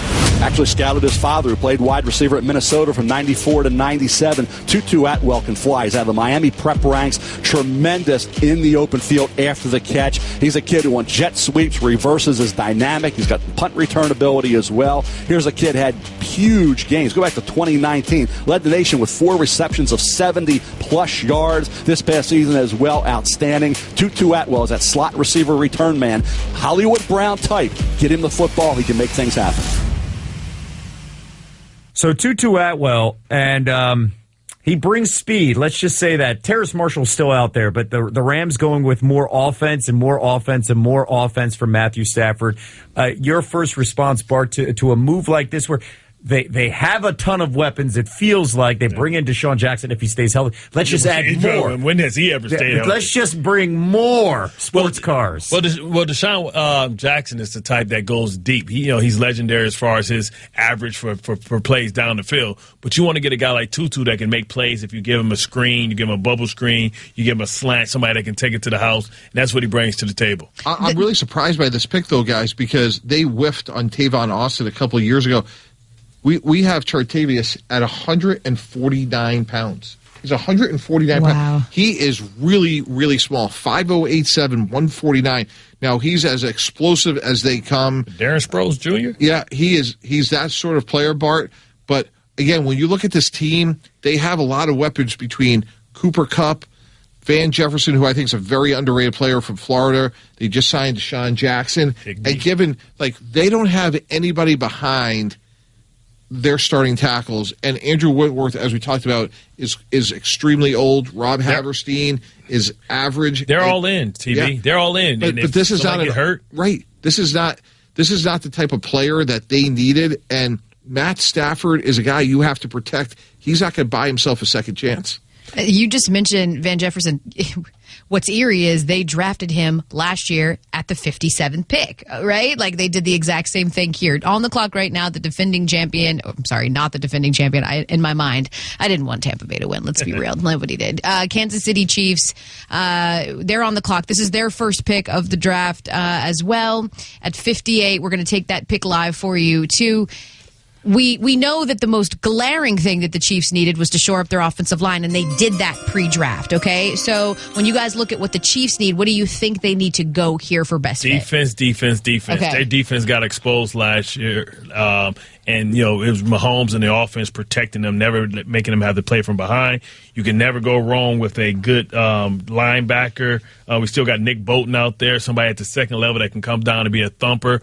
Or they can go with a pass rusher. You want to get somebody opposite, what is it, Flowers? I always mix them up, right? Frank Clark. Yeah, Frank Clark. I always get Flowers and Frank Clark mixed up. You want to get somebody opposite of Frank Clark that can rush the passer as well. It's all about pass rush. Yeah, they lost Kaposin in free agency. I'll tell you what, you mentioned Nick Bolton. That's a name we have not talked about since we've hit the air. And the linebacker out of Missouri is a heavy, downhill, old-school throwback linebacker. He doesn't want to hit you. He wants to run through you and hit the guy behind you.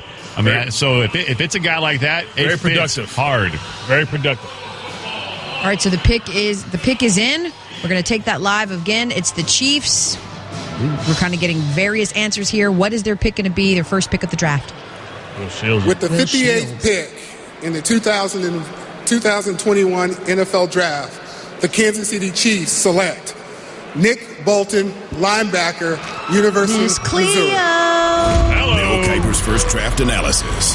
Here's a tackling machine. 198 stops over the last 2 years, 16.5 tackles for loss. Here's that compact, low base, 5'11 and a quarter, 237-pounder with 4.59 speed, all over the field, range, getting through traffic, really effective, stays on his feet, shows up big every time you put the tape on. Collectively, 30 arms went in the air. Yeah, you like pick. How do you like this pick, Ian? Oh my gosh! I mean, he's a tackling machine, and when he arrives with bad intentions. And again, that's a name we haven't talked about since we hit the air yesterday. I love this pick, and he stays in Missouri, where he is almost a folk hero. The Chiefs spent a second-round pick, by the way, on Willie Gay Jr. last year. He didn't immediately solve their problems. Do you think this helps? Absolutely. He had a breakout game against South Carolina. He had 14 tackles, 2 for losses. And he is a 3-down linebacker. He can cover, he can run. And I agree with Ian. He has a physicality to him that Some people felt like he's a little bit more physical. Jamin Davis probably is a little bit better athlete. Nick Bolton's a little bit more physical. You need somebody to set the tempo, baby. I made my career on setting the tempo. We always just say all the time, big hits and turnovers, change games. It's a good way to describe the Bears' defense, but also one thing that has hurt them has been quarterbacks, and a rich history of the defense overcoming the mistakes of the quarterback. We see that continue in the Ryan Pace era. Let's bring in Jeff Dickerson, Bears NFL Nation reporter. And the Bears saw that they had a moment and an opportunity yesterday, and they moved up 9 picks from 20 to 11 in a trade with the Giants. They sent a first-rounder next year just so they can have the opportunity to draft Justin Fields. And Jeff, I want to get your initial thoughts on the decision by the organization, specifically Pace and Nagy saying, we've got 1 year to figure this out, and then the reaction from the city on this pick. Yeah, it had to be done, guys. It had to be done. I mean, if you don't have a quarterback, and you all know this, you have nothing. And the Andy Dalton signing did nothing to register in Chicago. It's just a short-term thing. I know they missed on Mitchell Trubisky 4 years ago, but they felt like they had to swing for the fences if they had the chance. And they knew that there was a chance that, Fields could be there at 11. Ryan Pace spoke with Dave Gettleman earlier that day. They had a plan in place. It happened, and they made the move. And I wish you guys could sense the elation in Chicago. This is usually a very sad weekend here in the Windy City. People walk around, their heads are down, being like, oh, the Bears are on the clock again, oh, God. But no, this is actually a city that is revigorated with everything that's going on here, because the last 2 years the Bears did not have first-round picks. The 4 first-round picks before that were all in the top 10, and the only one still on the team is Roquan Smith. Trubisky is gone. Leonard Floyd is a much better Ram than he was a Bear, but he's gone. Kevin White was a bust. So the city is actually alive again. They come back, they get Tevin Jenkins at number 39. They trade up with Carolina to get their new starting right tackle. So the feeling in Chicago actually has gone from horrible to great in the span of 24 hours with the Bears. Well, Justin Fields, I don't think, got the memo that it's a happy time in Chicago, because he did not look happy at all, Jeff. And look, some people are saying it's because he slipped it all. Some people are saying it's because, let's be real, Chicago is sort of where quarterbacks go to die, at least recently, right? There just hasn't been any success there. 34 different starting QBs since trading Jim McMahon.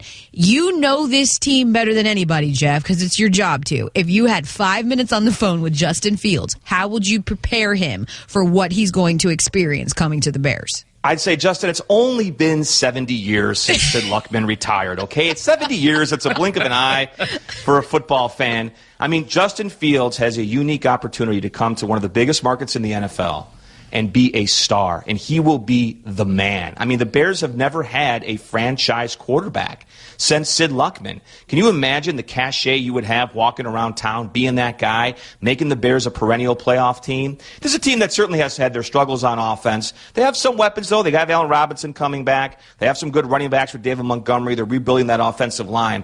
I think Justin Fields was more upset because of the weight, because he felt like he was one of the top 3 quarterbacks and he wasn't taken with the top 3 quarterbacks. I don't know if going to Chicago necessarily was the reason for his frowny face last night. But I'm telling you guys, I mean, if he could be a star here in Chicago, playing a position that has never panned out in this city, the reaction would be amazing, and he would be a legend. Jeff, how do you see this playing out, moving the story forward? Is it Nick Foles leaving? Is it Andy Dalton taking the first-team rep? How does this play out between now and opening day?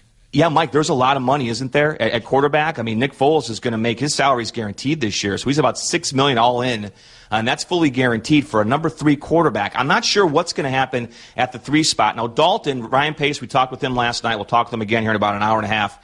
Andy Dalton, for right now, is the number 1. I think what they would like to do is try the plan they tried to use in 2017 that failed so miserably when they signed Mike Glennon to be the bridge quarterback for Trubisky. But Glennon was so terrible in the first 4 weeks, they had to go to Mitch before he was ready, and you guys saw the results. I think they would love for Dalton to be the guy early on, and then for Justin Fields to just show them in practice, in the meeting rooms, that he is the guy. And when that happens, I think they'll make the switch. I don't think it'll be week 1 for Justin Fields, honestly. I think they would prefer to have Dalton be the starting quarterback to begin the year. But at some point, we all know it's going to be Fields. Then it will be Dalton. And then with Foles, they love him. You know, he's Nagy's guy, but he is making a lot of money as a number 3. So we'll see financially if they can make that happen. The Bears are very much, guys, as you know, up against the salary cap. Jeff, I'm going to give you an over/under. 5.5 games. You take the over or the under, Justin Fields will be the starter with the Bears. Okay, I'll barely take the over, just because, again, I have covered the Bears for a long time, and bad things tend to happen to their quarterbacks. So I would think there could be an injury here or there. But again, I just don't think they want to rush him out there. I think they're going to try to learn from their mistakes with Trubisky. But here's the thing. I mean, they know this. They've talked like this. I mean, this is a much different pick than Mitchell Trubisky was, who had 1 year as a starter at North Carolina. Justin Fields, 2 great years at Ohio State, played big in big-time games, and that's what the Bears are talking about. They think he's a guy that can handle this pressure, can handle this situation because of those big moments in college. He always seemed to come up big for the Buckeyes. Well, with the uncertainty at quarterback for Green Bay, is this conference gettable? And if so, how aggressive will Chicago be going forward? I mean, Bart, how about the day for the Bears yesterday? They get Justin Fields, and then Aaron Rodgers comes out, Schefter, with the whole report that Rodgers might be done in Green Bay. I mean, if Aaron Rodgers leaves, that's an equalizer. That changes things entirely. The Bears have never been able to beat the Packers when Aaron Rodgers has been healthy. You look at the wins the Bears have had over Green Bay in the last 10 years, it's always been when Rodgers is hurt and guys like Seneca Wallace are out there playing, or Brett Hundley. It would change everything dramatically. Now, the Bears still have a long way to go. Look, that offense has been really bad the last couple of years. I think Matt Nagy has a lot to prove. I think he knows he has a lot to prove. And I think he kind of embraces that. He wants to show people he can develop a quarterback. He can develop Justin Fields. He can fix this offense. And if they do that with their defense and Rodgers leaves, the Bears could be in the mix. Who knows? All right, that is Jeff Dickerson, who is our Bears NFL Nation reporter. Thank you for bringing us that perspective. As Justin Fields, like it or not, is headed to Chicago, we have more picks that continue to come in, including a guy that Bart said was still available. We saw the Panthers just take a receiver, Terrace Marshall Jr., and I do have to say this, a little history here, because it's the first offensive player selected by your boy, Matt Rule, as Panthers head coach. He had taken all defensive players with his first 8 picks. No one has ever done that And before. Then there's a backstory. This reunites Joe Brady with Terrace Marshall. Joe Brady, the OC with LSU a couple years ago, and Marshall, that phenomenal, magical 2019 season. This just tells me one thing. They are making sure Sam Darnold has every opportunity to succeed. Yeah, Kevin, I was just going to say, and they exercised the option on Sam's contract, which I thought they should have done before the draft, but nonetheless, they have Sam for this year. Next year, they could franchise him in 2023 if necessary. So this is a really good pick, great value this part of the draft.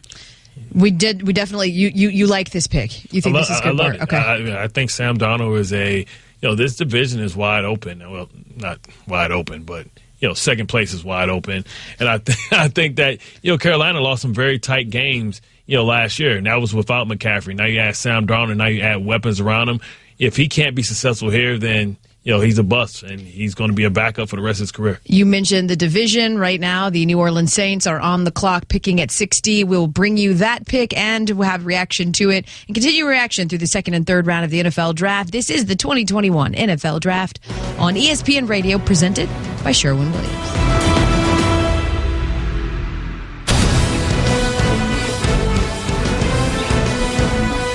2021 NFL Draft aerial coverage over Cleveland is provided by Goodyear. The start of a new drive. Goodyear, more driven. And listen, some inside baseball here, because the commercial breaks are the best. And if you're watching at home, you saw Adam Schefter all in a blanket, right? It looked like he was wearing a Snuggie around him. It's a Delta blanket. It looks like a Delta airplane blanket. It really does. Exactly. And at one point, Mike T decides to FaceTime Adam Schefter, and the poor guy is on top of a roof in a wind tunnel. And he's saying it's 50 degrees in Cleveland. It did not look like it was 50 degrees in Cleveland. It looked like it was. That was the high for the day. It's just 9 it's 10 o'clock there. So we're having fun here, of course, as we continue the draft with the Bills on the clock at pick 61. 29 picks into round number 2. We will have your complete coverage of the third round as well here tonight. Kevin Nagani alongside L. Duncan. Well, they do the third round tonight? Bart Scott. Are we hanging out for that too, Bart? They ain't tell you? Yeah. Hey, come on, man. Hey, I got a checkings and savings, man. Listen, you hang with us. We go all out, right? Get up in the morning, and then we close things out here on ESPN. Stay up. Kevin. We never went to sleep. 2 hours of sleep. Hashtag team no sleep. But we doing Navy SEAL training around this 100%. Yeah, sleep deprivation I got is a form of 7 torture. hours. I feel great. Okay, whatever, Ian. That's why you're in the Thanks a closet. lot, That's Ian. why we put you in the closet. We just saw this. We heard Kevin say that the Bills are on the clock with their pick at 61. We saw them yesterday take Gregory Rousseau, the D end, out of Miami. The Saints just took Pete Warner, the linebacker, out of Ohio State. This is after yesterday drafting Peyton Turner, defensive end, out of Houston. How many Ohio State players are they going to take? No, it's like an actual thing that it's the 4th Ohio State player picked by the Saints since 2016, which is tied with the Lions for the most in that span. They even take the bad ones like Eli Apple. Okay. Like, we'll take it. I'm just playing. Yeah, and that's a relationship, right, that we've talked about. I think Ian talked about specifically that Urban Meyer through the years has built with Sean Payton. It continues with Ryan Day. He's a very productive player. He's not a great space player. I have concerns about his ability to. That's being kind. Yeah. He's slow. Yes. Now, they lost Alex Anzalone, so it does seem like they're filling a need here at the linebacker position. I think this is a little bit high for him. I like his instincts. I like his toughness, but I don't know if he's going to be on the field in third down. Ian, seems like that's something you agree with me. But yes. Watching 20, playing the scarlet and gray. He's big. He's 6'3", 245. He'll be nice next to Demario Davis, but he's not a three-down linebacker, in my opinion. Yeah, so they took two really interesting players like Peyton Turner. They lost Troy Hendrickson, but they have Cam Jordan, who's not going anywhere. They just exercised the option on Marcus Davenport. Oh, Boogie Basham went. I think Turner could have been there in the second round, and to me, Pete Warner could have been there down the line. Cuckoo, cuckoo, cuckoo. You keep talking about all the people that the Saints lost. You didn't talk about the main person that they lost, Drew Brees. We feel good. We feel good about what they've got under center. They're hungry for W's out there. They're hungry for W's out there. You feel good with Jameis Winston and Taysom? I don't know what to expect. Okay, really? You don't, honestly, because it's listen, again, we're talking about a division that is very much up for grabs once you talk about Tampa Bay, right? You get them out of the equation, but Tom Brady is 45 freaking years old. And right now, you've got Matt Ryan, also old, the Panthers with question marks about whether they've got a long-term guy there, and now the Saints as well. What do you expect from the Saints in terms of being able to compete with what they've currently got under center? Or do you think we're going to find ourselves right back here in the same spot again next year? It all depends on if Jameis Winston has learned something from his year off and been able to mature, and if he's able to not turn the ball over and distribute the ball and get the ball in his hands, make quick decisions. Now, the Bills just picked, and we heard our boy Bart go, oh, Boogie Basham. That gives him now Rousseau and Basham defensive ends for that Bills front, because, again, they were facing the Chiefs last year. They needed to figure out a way to get to Patrick Mahomes. Ian, you've got a story about Boogie Basham out of Wake Forest. Yeah, he basically gave head coach Dave Clawson and their defensive coordinator, Landon Hempill, basically a heart attack before the start of the 2020 season. He was walking into Coach Clawson's office, and he's walking by Hempill, and he says, Boogie, where are you going? He goes, I'm going to see Coach. They all think he's opting out. They think he's done. He's not going to play. And all he was doing was going to see his head coach. And when he went in, Coach Clawson says, I understand why you may not be coming back. Boogie looks at him and goes, what are you talking about, man? I heard you learned how to cook during a pandemic. I haven't seen you in a long time, Coach. Just wanted to come say hello. That was it. And he goes, you're not opting out? He goes, I'm a football player. Football players play football. Heck no, I'm not opting out. Clawson almost popped champagne in his office. But here's my favorite part about Boogie Basham. And Bart, you're going to love this. His license plate on his car, and he's a car freak, but his license plate actually says, and it's a state-issued real tag, QB Hunter. Boogie Basham does that very well. Puts it on his license plate. He means it. The Bills got themselves a guy with some attitude. And I got to give the Bills credit for this. Yes. Rousseau, Basham. Last year they take A.G. Espidenza in the second round. Mm-hmm. They drafted Oliver the year before that. So over the last 3 years, they've added 4 players there. And the thing about Boogie Basham, we saw him down in Mobile, is he has some versatility. We could see him at the 3 technique meeting. He could play over the guard and rush from the inside. He's also has the ability to rush from the outside. We just got a really interesting pick here at, if I may. Yeah. Oh, you're gonna break the news here? Go ahead. Can I put my big boy breaking news pants on? Can you do it? Yes, would be great. Go ahead. Okay. With the 62nd selection, the Green Bay Packers take Josh Myers, center, Ohio State. And what's obviously extremely noteworthy about that is everything going on with Aaron Rodgers. They do lose Corey Linsley, so this pick makes a ton of sense. I was going to say, we spent all this morning saying, was it a slap in the face to Aaron Rodgers that they decided to go corner yesterday and not give him any receivers or any help? And what does it mean? And we're reading between the lines. Obviously, it is a need to replace an all-pro center. But with that being said, does this tell you anything in terms about how the Packers are thinking or what the Packers are thinking? Because if you're going to slide in a rookie quarterback, what better way than to help bolster the guy in front of them? Yeah, I don't know if it does, just my knee-jerk reaction, just because Elton Jenkins was a guy that has a little flexibility there. But, again, they did lose Linsley. Josh Myers is a smart, capable guy that I would think that he's a plug-and-play center. And now they have a little flexibility. They'll probably move Jenkins back out. So they got to figure out Rodgers. That's a obviously massive story they got to deal with. I think this is more a function of, hey, we just lost a really good player. We couldn't keep him free agency, and now we could hopefully replace him. I just go back, like, the Packers, no matter what, are going to stick to what they want to do. And I know I'm part of it. I'm guilty of it, saying you're not going to help them out with wide receivers. And that storyline will not go away, especially in rounds 1 and 2 after last year's experience where they went running back in round 2. So, Kevin, what happens if Green Bay just says to Aaron Rodgers, you're a Packer, and if you don't want to play, you could retire, but we're not trading? Well, what if Aaron Rodgers shows up? Rodgers could not show up. No, that's what I'm saying. Yeah. So we're gonna play with Jordan. Right, retire. We're not trading. But what if Aaron Rodgers comes up and comes to camp and say, oh, my hamstring hurts? We'll rehab it. No problem. Okay, give my check. Yep, you got it. Thank you. And you're okay with that? Like, no, I'm not. But I'm just saying, like, if we play this out, let's get to June 2nd, right? Yes. And here's what the Green Bay Packers have to have Aaron Rodgers believe that there's no options.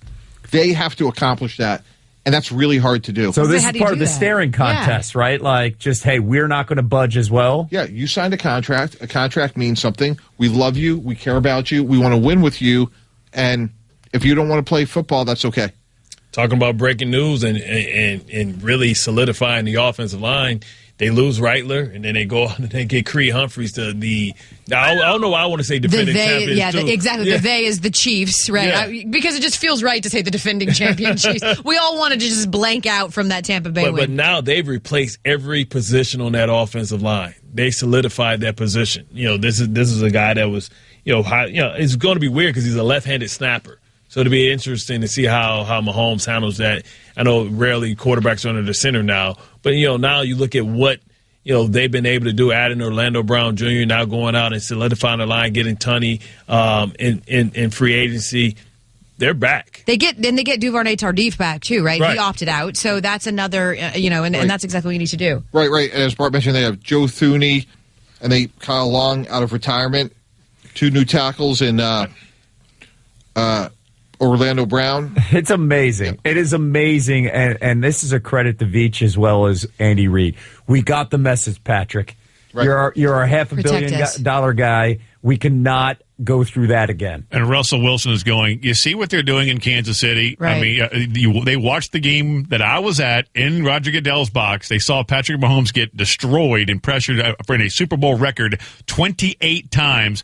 And what have they done? And bringing Creed Humphrey, Lincoln Riley, head coach of the Sooners, when Creed Humphrey was a true freshman and he started every single snap at Oklahoma, Riley told me this is the smartest football player I have ever been around. And he was a true freshman. Guys gravitate to this dude.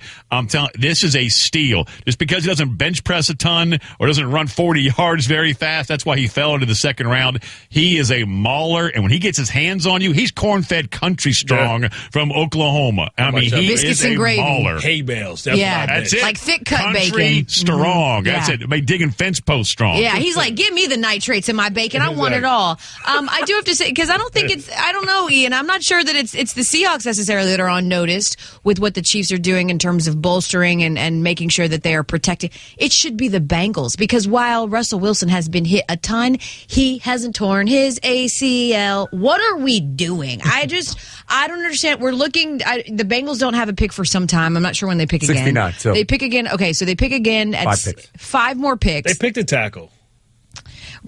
Right. Okay. That fair. But what I'm saying is that enough? Just the one tackle is good, because they need a lot of help along that offensive line. Maybe Reef can move into guard.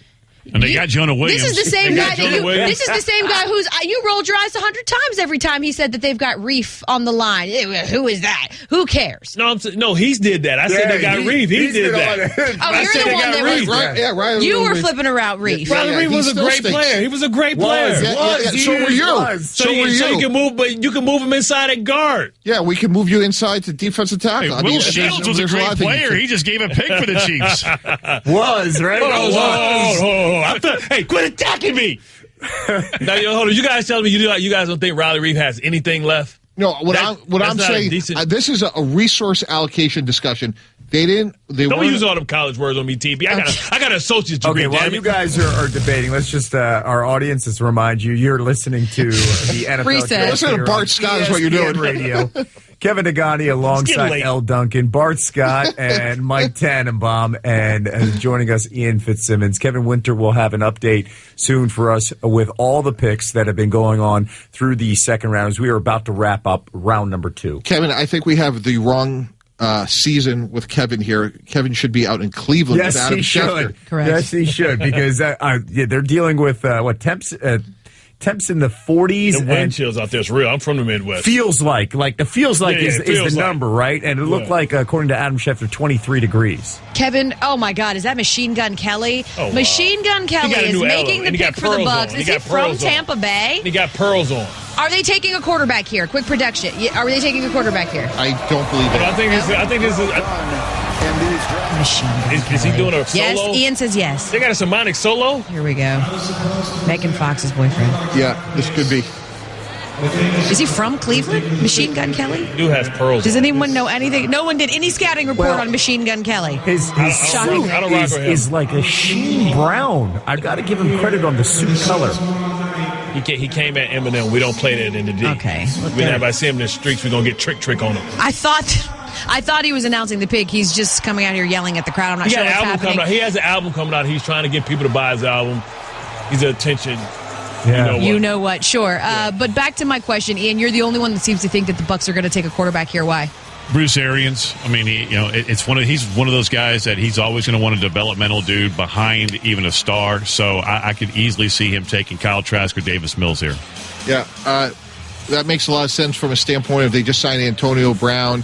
They went into this draft with very few holes, and at some point, either Trask or Mills will go here. And think about this: if there is no quarterback here, I think that would be one of the shocking stories about the second round, that we didn't see a quarterback get picked in this second round. And think about this: their only backup to Tom Brady right now is the dude who was helping drunk Tom Brady off the boat. I can't even remember his name. That guy. Right. There you go. That was a nice save by him. By Huge. the way. Best player of the year. But y'all still owe me on the Bengals can still bring in Wyatt Davis. They need a Wyatt Davis. Let's go for the pick here from the Bucs. On behalf of the NFL, we'd like to thank you for your Midwestern hospitality while we've been here. It's a great pleasure. I'm here to represent the 2021 Super Bowl champions, Tampa Bay Buccaneers. I don't know. On behalf of the Glazer family, Brian Ford and the administrative staff of the Tampa Bay Buccaneers. Just wrap it up, B. And of course, Dave Chappelle, wrap it up. The Super Bowl champion coach, Mr. Bruce Arians and his coaching staff. This is Jimmy Giles, former tight end. What a fantastic crew and what a fantastic job they did this past year. Well, I don't care. Wrap it up. Hit the Buccaneers with the 64th pick in the 2021 NFL Draft. The Tampa Bay Buccaneers select Kyle Trask. Hey, Ian went with it. Florida. Won the right Mel Kiper's first draft analysis. Love Kyle Trask's size. I like the way he throws that deep ball. He drops it in there. Very good touch on the deep ball. Smart kid. Like I say, nice deep accuracy, competitive kid. I don't like that he takes some sacks, threw 15 interceptions over the last couple years. He locks onto that primary receiver a little too much. So there's some things you got to work with in terms of the size, the arm, and the competitiveness. But he could be maybe a starter, possibly a career backup. That's the question mark with Kyle Trask. Thought it would be quarterback, but I thought it would be Davis Mills, not Kyle Trask. But I'm a Kyle Trask fan, and Kevin, I mean, his story is unbelievable. It's absolutely incredible when you talk about what he had to go through. To me, when you're not even a starting quarterback throughout high school, and the only way you get a look, you're the backup to De'Ara King in Manville, Texas, and the only way you get a look is when scouts just show up to look at De'Ara King and they're saying, give him a try. Well, he's not even starting on your team, and then he goes to Florida, and he gets the scholarship. He goes to Florida to back up Felipe Franks, and the only way he gets on the field is because of an injury to Felipe Franks, turns around that game against Kentucky. To me, it's just a tremendous story, and then the lights-out season he had under Dan Mullen. Yeah, and I was there for his first start against Tennessee. And the moment wasn't too big, and he never looked back. He never did. And Dan Mullen told me, and this is one of my favorite things about guys like Kyle Trask or even a Mac Jones, he could have transferred. He could have left and hit the transfer portal and run. Instead, he stuck, stayed, and competed. And that goes a long way. And Mike, I'm curious to get your thoughts as a GM. How much does that weigh into your character eval on a guy when he doesn't transfer? He could have left and gone somewhere else, but instead he sticks it out, fights, and then when he finally got his moment, man, he shined. Absolutely. It says a lot about mental toughness, perseverance. And here's the other thing I really like about this pick is this is a Bruce Arians type of quarterback. And here's what I mean by that. Bruce likes big, raw, strong-arm guys. When you think about all the success he's had with Ben Roethlisberger, Peyton Manning, obviously Tom Brady, this is a really good scheme fit because the whole no risk it, no biscuit, he will throw the ball down the field. He averaged 9.8 yards per attempt with 43 touchdowns. My concern with him, and the reason I liked Davis Mills more than I liked Kyle Trask, was I didn't think he had great movement within the pocket. Like, I thought Mac Jones is not a great athlete, but he had subtle pocket movement, and that was my biggest concern with Kyle Trask. But he is a good scheme fit with Tampa Bay. I was going to say, there's just too much love, so let me be the Debbie Downer here. Very slow on his feet, can't plant his foot and run when need be. Hips and shoulders look totally detached from one another, and he plays with a completely unnatural body movement. Bruce Arians better hope that he has that quarter whisperer when it comes there. But again, this guy projects potentially as a career backup. Potentially he has a high ceiling. It doesn't really matter when you're picking here in the second round. Yeah, and the other thing, too, is like you could learn behind Tom Brady, and hopefully that's going to help speed up his processing and decision-making, which will minimize his lack of athleticism. So it's really, from a team-building standpoint, you're getting good value. You're not getting the fifth year, but you're getting a quarterback that you hope is your backup on a rookie contract for 4 years. Back to the situation with Kyle Trask, just in high school, which blows me away. To get him some time, the coaching staff realized that in his senior year, they had to find a way to get him on the field. They decided he would play the third series of every game just to build stats and get a tape. And then he gets the scholarship at Florida, and now he's in the NFL. To me, it's just an amazing and incredible story, what he did last year in the Heisman conversation. And if you could play for Dan Mullen, and Dan Mullen's your guy on the college level, I think that you're a step ahead when it comes to the NFL. One last thing on Trask before we get to Bart Scott's full-on man crush, I think just came off the board. Yeah. During the Cotton Bowl, going up against mighty Oklahoma, Dan Mullen told us before the game they only had 43 scholarship players available due to COVID. And Kyle Trask still told his coach, I'm playing. I'm not going to sit out. I'm not going to opt out of this game, even though I could get hurt with only 43 scholarship players. I'm going out there one last time with my boys. That's Kyle Trask. Maybe he needed the tape, too. No. Okay, all right. In that game, okay. Trust me, I was there. I called that game. He did fair. not. A lot of he picks. wouldn't want any part of it. Yeah, a lot of picks in that one. A lot. A lot of picks in that one. All right. You mentioned that the dude that Bart Scott's been man-crushing on just got taken. Who that person is, where he went, and fit. Reaction on the other side of the break. You are listening to the 2021 NFL Draft on ESPN Radio, presented by Sherwin-Williams. Stick around.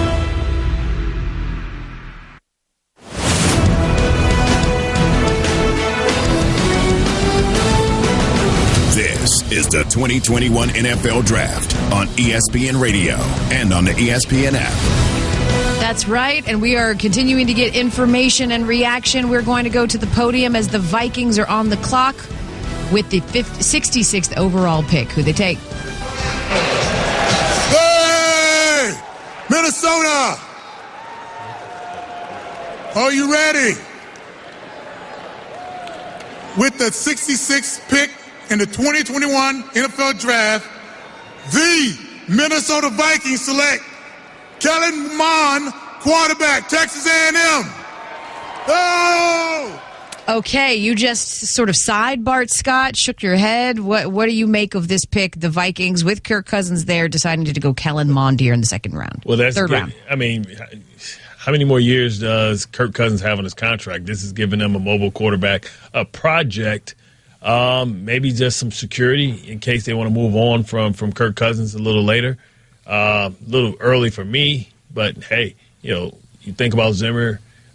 He has the type of quarterback that he wants, and eventually they're going to have to move on from Kirk Cousins because they haven't got the return on their investment. Yeah, Kellen Mond's very intriguing to me. Watched him for the last 4 years. He got better under Jimbo Fisher. Had a really good week at the Senior Bowl. Accuracy is going to be the question on him. Consistent accuracy. With that said, it got better over the course of his career. Jimbo Fisher definitely impacted him. I like his size. I like his athleticism. He's almost 6'3", 211 pounds. And for this part of the draft, this is a really good developmental quarterback because, as you said, Bart, this is a guy that has the upside and the talent to potentially replace Kirk Cousins. If you're wrong, you can miss on a third-round pick, 66 overall, and still live to fight another day. We just have the Texans right now that are on the clock. Fine. This is their first pick? It is. This is their first pick of the draft, third round, pick number 67. We will take that for you live. I want to go back to what we sort of teased before the break when Ian said that Bart Scott's man crush finally got taken. Yeah. Jacksonville takes Travis Etienne, to go along with Trevor Lawrence, of course. Tyson Campbell, the corner out of Georgia. Walker Little, the tackle out of Stanford. And now your crush, Andre Cisco, the safety out of Syracuse. What do you make of what Jacksonville's doing in this draft right now? Well, we knew that safety was a position of need. And when you think about, for me, when I just put on the tape, like I said, I don't watch college football. I just watch the tape and I watch the prospects. And when I saw his tape, I mean, I lit up, right? Because he's not only a ball hawk. Usually a guy's a ball hawk, but he's not physical. This guy is both. This guy has a particular sound to his hits. 13 picks. He's coming off an ACL surgery. And if he hadn't had the ACL surgery in 2020, he definitely would have been a first-round draft pick. So the Texans are on the clock, and I know Andre Johnson. The pick is about to come. Is that Andre? No, I was going to say there is zero chance. Yeah. That's Chester Pitts. Yeah. Let's go. Chester Pitts. What happened to Andre? What are you talking about? This is crazy out here. This draft is awesome. Much love to the traveling Texans. And we just want you to. My guy right here 24 years of marriage. Happy anniversary to his wife. I just found out I walked across the stage. Show his this guy right love. here. Come on, yo, shouty right here. Yeah. Cleveland, Wrap it up, B. I'm going to take 10 seconds to tell y'all a quick story. Oh, no. My dad is from Chester, New York. No. He must be bored. But it's been a while since he's been in the limelight, Bart. I was a kid growing up.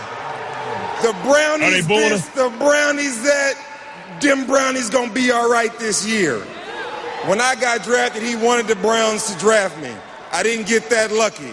I got drafted by the Texans, so it's all good, baby. Yeah, you didn't get lucky. All right. Wait, what? With the 67th What's happening here? In the 2021 We're in the opposite world. This is the Twilight Zone. My Houston Texans select Davis Mills, QB from Stanford. Davis Mills. Texas, wow. Mel Kiper's first draft analysis. He came out of high school. He was one of the bright quarterback prospects in the entire nation because they're one of the top pocket passers. David Shaw raved about him when I saw David a couple years ago after the day 3 of the draft. You look at a kid who this year started to really put it all together. Only has 11 career starts, but this season, if you watch them against Washington or Oregon State or Cal, you had to be impressed. He has the size. He has the arm. He can move certainly well enough. If he can stay healthy, had some injury issues, stay healthy, Davis Mills could be possibly a successful starting quarterback in the NFL. Yeah, So now here comes the run of quarterbacks. 3 of the last 4. Kyle Trask at 64 to close out round number 2 going to the Bucks. And then the second pick in round number 3, Kellen Mond out of Texas A&M going to the Vikings. And then right after that, Davis Mills, the quarterback out of Stanford, going to the Texans. There are multiple ways to look at this. And Mike T, when we're talking about Davis Mills' talents, and what he could do, but his injury past. To me, it's really who he's going to is the storyline, and that is the Texans and what they're dealing with surrounding Deshaun Watson. Yeah, Kevin, I totally agree. I mean, ordinarily we'd be sitting here saying, oh, he's only played in 5 games this year. He's had a lot of injuries. But, boy, this is fascinating. First of all, Nick Casario's worked in the NFL for 25 years. This is his first pick as a GM. Like, he's waited his whole life for this very moment. And it's a very interesting pick, and here's why. They have Tyrod Taylor, who presumably will be their opening day starter. Deshaun Watson becomes extraordinarily more complicated. Obviously, we have to recognize the fact that there could be victims. There's serious allegations against Deshaun Watson. There could be criminal charges. So that is a situation that has to be resolved. Now you're going to be dealing with eligibility from a civil and criminal standpoint, as well as from a league standpoint. You could see him potentially going on the commissioner's exempt list. He's made it known that he didn't want to be a Houston Texan. It's a very complicated situation. Bringing in Davis Mills is fascinating to me because he could be your guy for the next 10 years. He has starting potential. If you look at Kyle Trask, Kellen Mond, and Davis Mills, arguably he may be the best of the 3. To get him at 67 is really interesting to me. So let's say you're Nick Caserio then, and with everything that you laid out surrounding Deshaun Watson, so many of the unknowns, but the well-known is that even before all of this started, he wanted out of Houston. If you're Nick Caserio, are you moving forward with your plans that you're going to have a quarterback competition between Tyrod Taylor and Davis Mills? Is that how you're planning right now? I think so. And here's the challenge if you're Nick Caserio. If you allow Deshaun Watson to leave, obviously his other situation has to get clarified, and there could be, obviously, a criminal situation. You are sending a message to your locker room that if you don't want to be here, you can leave. They let J.J. Watt go. Deshaun Watson, these are face-of-franchise types of players. So I think this is a very complicated situation. Getting Davis Mills, like not having a first or second-round pick, just gives you just a guy that has a lot of upside. Here's the downside, though, L. If he can't play because of his knee, now you're looking at the 2021 draft and having no 1, no 2, and if your third-round pick doesn't work out, wow, that really sets your franchise back. That is an excellent point. That's an excellent point if he can't go. Like, what do you have to show for it, considering the Texans have come in without a first and a second-round pick, and now you're this is a flyer. This is like a big boom or bust pick here. Swing for the fences with the unknown that you have at quarterback. And let's not forget, they have a lot of holes. This is a team that lost J.J. Watt that really struggled, that would have been picking 3rd in the draft if they didn't send it to the Dolphins for the Laramie Tunsil trade. Yeah, no, that's exactly right, Kevin. Like, when you're and you have a new head coach in David Culley, who's a fascinating guy, by the way. He's a really well-thought-of coach who's 65 years old. I mean, not a lot of 65-year-old rookies in any profession. But what's really interesting is Tyrod Taylor, to me, is going to have to emerge as a starter. There's no way in good conscience you could think that Davis Mills is going to come in and start on opening day. All right, well, we just saw as you're listening to round 3 now of the NFL Draft here on ESPN Radio with Mike Tannenbaum, our front office insider, Bart Scott, our Pro Bowler, and Ian Fitzsimmons bringing us the college perspective. He knows these guys well. I'm Elle Duncan alongside Kevin Negandhi. We just saw the Falcons take Jalen Mayfield, the tackle from Michigan. I'm seeing a lot of head nods here as if they like this pick, although that wasn't necessarily a weakness for Atlanta. But again, if you're going to have a statue under center that's 36 years old, as it appears they're going to roll with Matt Ryan, you certainly want to give him as much protection as possible. I call Matt Ryan Mr. Happy Feet. When he feels the pressure, boy, does he feel the pressure. And so out of the guys that are still, I'm trying to say it as like professionally as possible, out of your best available, you had Jalen Mayfield as your best available. Why do you think he fell to here, and how does he project on that O-line with Atlanta? Yeah, I'm very surprised because he's a good foot athlete. Like, when I'm evaluating offensive linemen in this day and age, I'm starting with feet, because if you can't move athletically, you can't pass protect on third down. And that's where, obviously, our league going. It's a pass-first league. Now, what's interesting about Atlanta is they have put in an incredible amount of resources on their offensive line. Caleb McGarry's a 1. Chris Lindstrom's a 1. Jake Matthews is a 1. They have another premium pick because where they're picking, this is the 68th pick overall. They have a lot of resources in their offensive line. Yeah, they lost Alex Mack as well, too. So, trying to get some more youth in there. And listen, if you are going to have a statue, he's going to need time for these routes to open up down the field. He has tremendous weapons. So, sometimes the best defense is a great offense. Okay, right now the Panthers are on the clock at pick number 70 in a trade with the Eagles, who dropped down to 73. Off the board just moments ago at pick number 69 of the Bengals, Joseph Osai, the defensive end from Texas, who has an amazing story from Nigeria, Ian. And you talked to some of the guys on the staff from Tom Herman about Joseph Osai. Now, this is one thing that Bart is going to hate, and then on the back end, it's something that Mike T is going to love. On the part that Bart is going to hate, this dude is wicked smart. I mean, like, brilliant. Hit it with a book.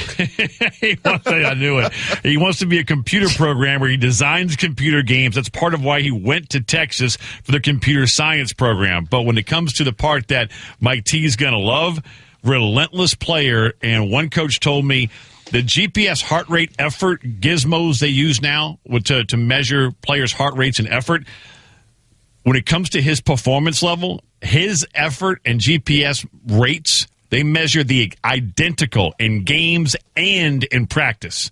I mean, it's the exact, nearly across the board, the measurables were almost identical. The guy gives you everything, every snap, whether it's practice or in live competition. His backstory here, as a son of an immigrant, it always hits home. He grew up in Nigeria. His mom was placed in the diversity visa lottery in 2007. About a year later, they received the life-changing news from the U.S. State Department. They were one of the lucky winners who had won the lottery out of millions of applicants.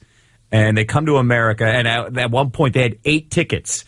And they had 6 family members and had 2 left, and they couldn't decide on the rest of the family. They didn't want to pick some family members over the others, so they only took 6, and they left 2 open and gave them back because they didn't want to start any issues within the family. He came to America when he was 9 years old, and he learned about football, and he was bored one day during football practice, and one of the coaches said, all right, who's going to line up on the line? And he's like, I'm bored. What do? He goes, go get the quarterback. And then since then, he hasn't changed positions, right? And when you have stories like that, the why. That is the why, right, Bart? That goes a long way inside the locker room in determining, is this person here for long-term success? Well, when we talk about the why, I'm always fascinated with the why. Like, why do you play? Like, what motivates you? Because it has to be bigger than yourself. Because when you're tired and we all run into that brick wall, we think we don't want to do this anymore. We see everybody else having fun, and we say, man, is this worth it? Your why has to be greater than the what. Right, and you talk about stories like that. That's a guy that you can build around. That's the type of locker room guy you want. That's the type of effort you want to see displayed every single day. Guys, that's the old Jimmy Johnson. He talked about no parachutes. When he was building those great Dallas Cowboy teams, he always talked about, I want people that are going to make it in pro football or have nothing else. And those are sort of like the inspiring stories. What's interesting to me about the Cincinnati defensive line is Carl Lawson goes to the Jets. They replace him with Trey Hendrickson, who has a great motor, and then they draft the guy that may have had the best motor, as Ian referred to, in Joseph Osai. So they have 2 real high motor guys in Hendrickson and Osai, which that's how you have to get to the passer sometimes. When you don't have elite ability, when you have elite effort, you can make up for it. And I thought they should have kept Lawson or franchised him. They did sign Hendrickson, who I thought was a notch below, but Osai, as Kevin alluded to, he's impossible not to root for. You know why I'm chuckling to myself? I hate Tack McKinley because from now on, every time someone takes a defensive player or an edge rusher, I just want to yell out, I've got to get to the quarterback, which he didn't do very often. Let's be real. You are listening to ESPN Radio. Round 3 of the NFL Draft is underway. Guys, We have some history. Elias has confirmed it's the first time in NFL draft history that 8 quarterbacks were taken in the top 70 overall picks. One of those quarterbacks was Mac Jones, who went to the Patriots yesterday at 15. Coming up, we will talk to Patriots reporter Mike Reese about that move and the idea that he would fall to him and what Bill Belichick is saying. Is it true? Is Cam Newton really their guy? All of that and more as we take you through the third round of the NFL Draft. This is the 2021 NFL Draft on ESPN Radio. It's presented by Sherwin-Williams. Kevin Nagani alongside L. Duncan, Mike Tannenbaum, Bart Scott, and Ian Fitzsimmons. Cut me, Mick. So we got Milton Williams off the board, the defensive tackle from Louisiana Tech, going to the Eagles. And Washington making a pick at cornerback. We'll get to that in a moment. Let's bring in, we talked to him this morning, and that is Mike Reese, Patriots Nation reporter. And, of course, the Patriots grabbing the headlines, one of the many headlines yesterday, getting a quarterback for the first time in the first round under Bill Belichick. And it's not so much the name of the quarterback, it's how they did it. They did nothing. And that quarterback fell in their lap, and it is Mac Jones at number 15. Mike, the reaction in Foxborough on the news that the Patriots didn't have to move up to get the quarterback that they wanted. Yeah, Kevin, they felt good about that, just very patient and waiting for it to come to them. And I think part of the reason why, as I've sort of talked to some people around the situation, is that if it didn't come to them, they were comfortable with other options. You know, we just saw a run of quarterbacks go late second round, early third here, and they had a target among that group that, you know, if Mac ended up going somewhere else, you know, they would have moved to sort of plan B, if you will, and that's the way Bill Belichick generally approaches the draft. He doesn't get too enamored with one player that he has to have. Letting it come to him sometimes leads to good results. Hey, Mike, in 2000, Coach Belichick kept 4 quarterbacks. You were 3 years old, so you probably wouldn't remember that. How do you think this is going to play out in the fall? Like on opening day, project the quarterback depth, if you could. Mike, I would just like to correct that it would be 25 years old at that 2000. Was 3 years removed from your alma mater out at the University of Massachusetts at the time. Yes, sir. And the Patriots were entering a 5-11 season under Bill Belichick, which who would have thought what would have happened after that? But you're right. I mean, that was so interesting when they kept 4 quarterbacks because Tom had showed, you know, enough for them to be enough to them to keep him as the number 4. Here's what I think is going to happen.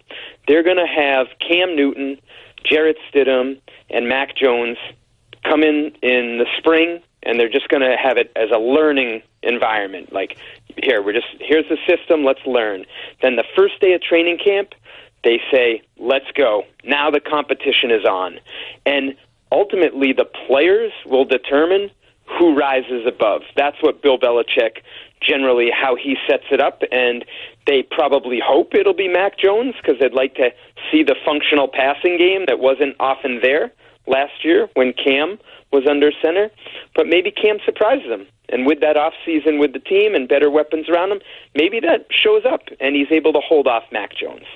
We'll certainly see. We're talking with Patriots Nation reporter Mike Reese. From? I'm sorry? From? The? UMass. The? There it is. The University of Massachusetts.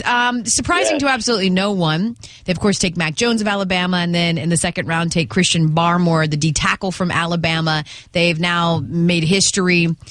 Bill Belichick has 12 former Nick Saban players. We all sort of joke about that relationship and how close it is. Are we to just assume that if Nick Saban told Bill Belichick, I've got some beachfront property in Siberia, that at this point Bill would say, I'm buying? I mean, is that really where their relationship is, that all Saban has to do is co-sign and Bill's all in? Al, I am going to read you this comment. You're right on, by the way, as usual. I'm going to read you this comment from Bill, and this is from late last night after they picked Mac Jones.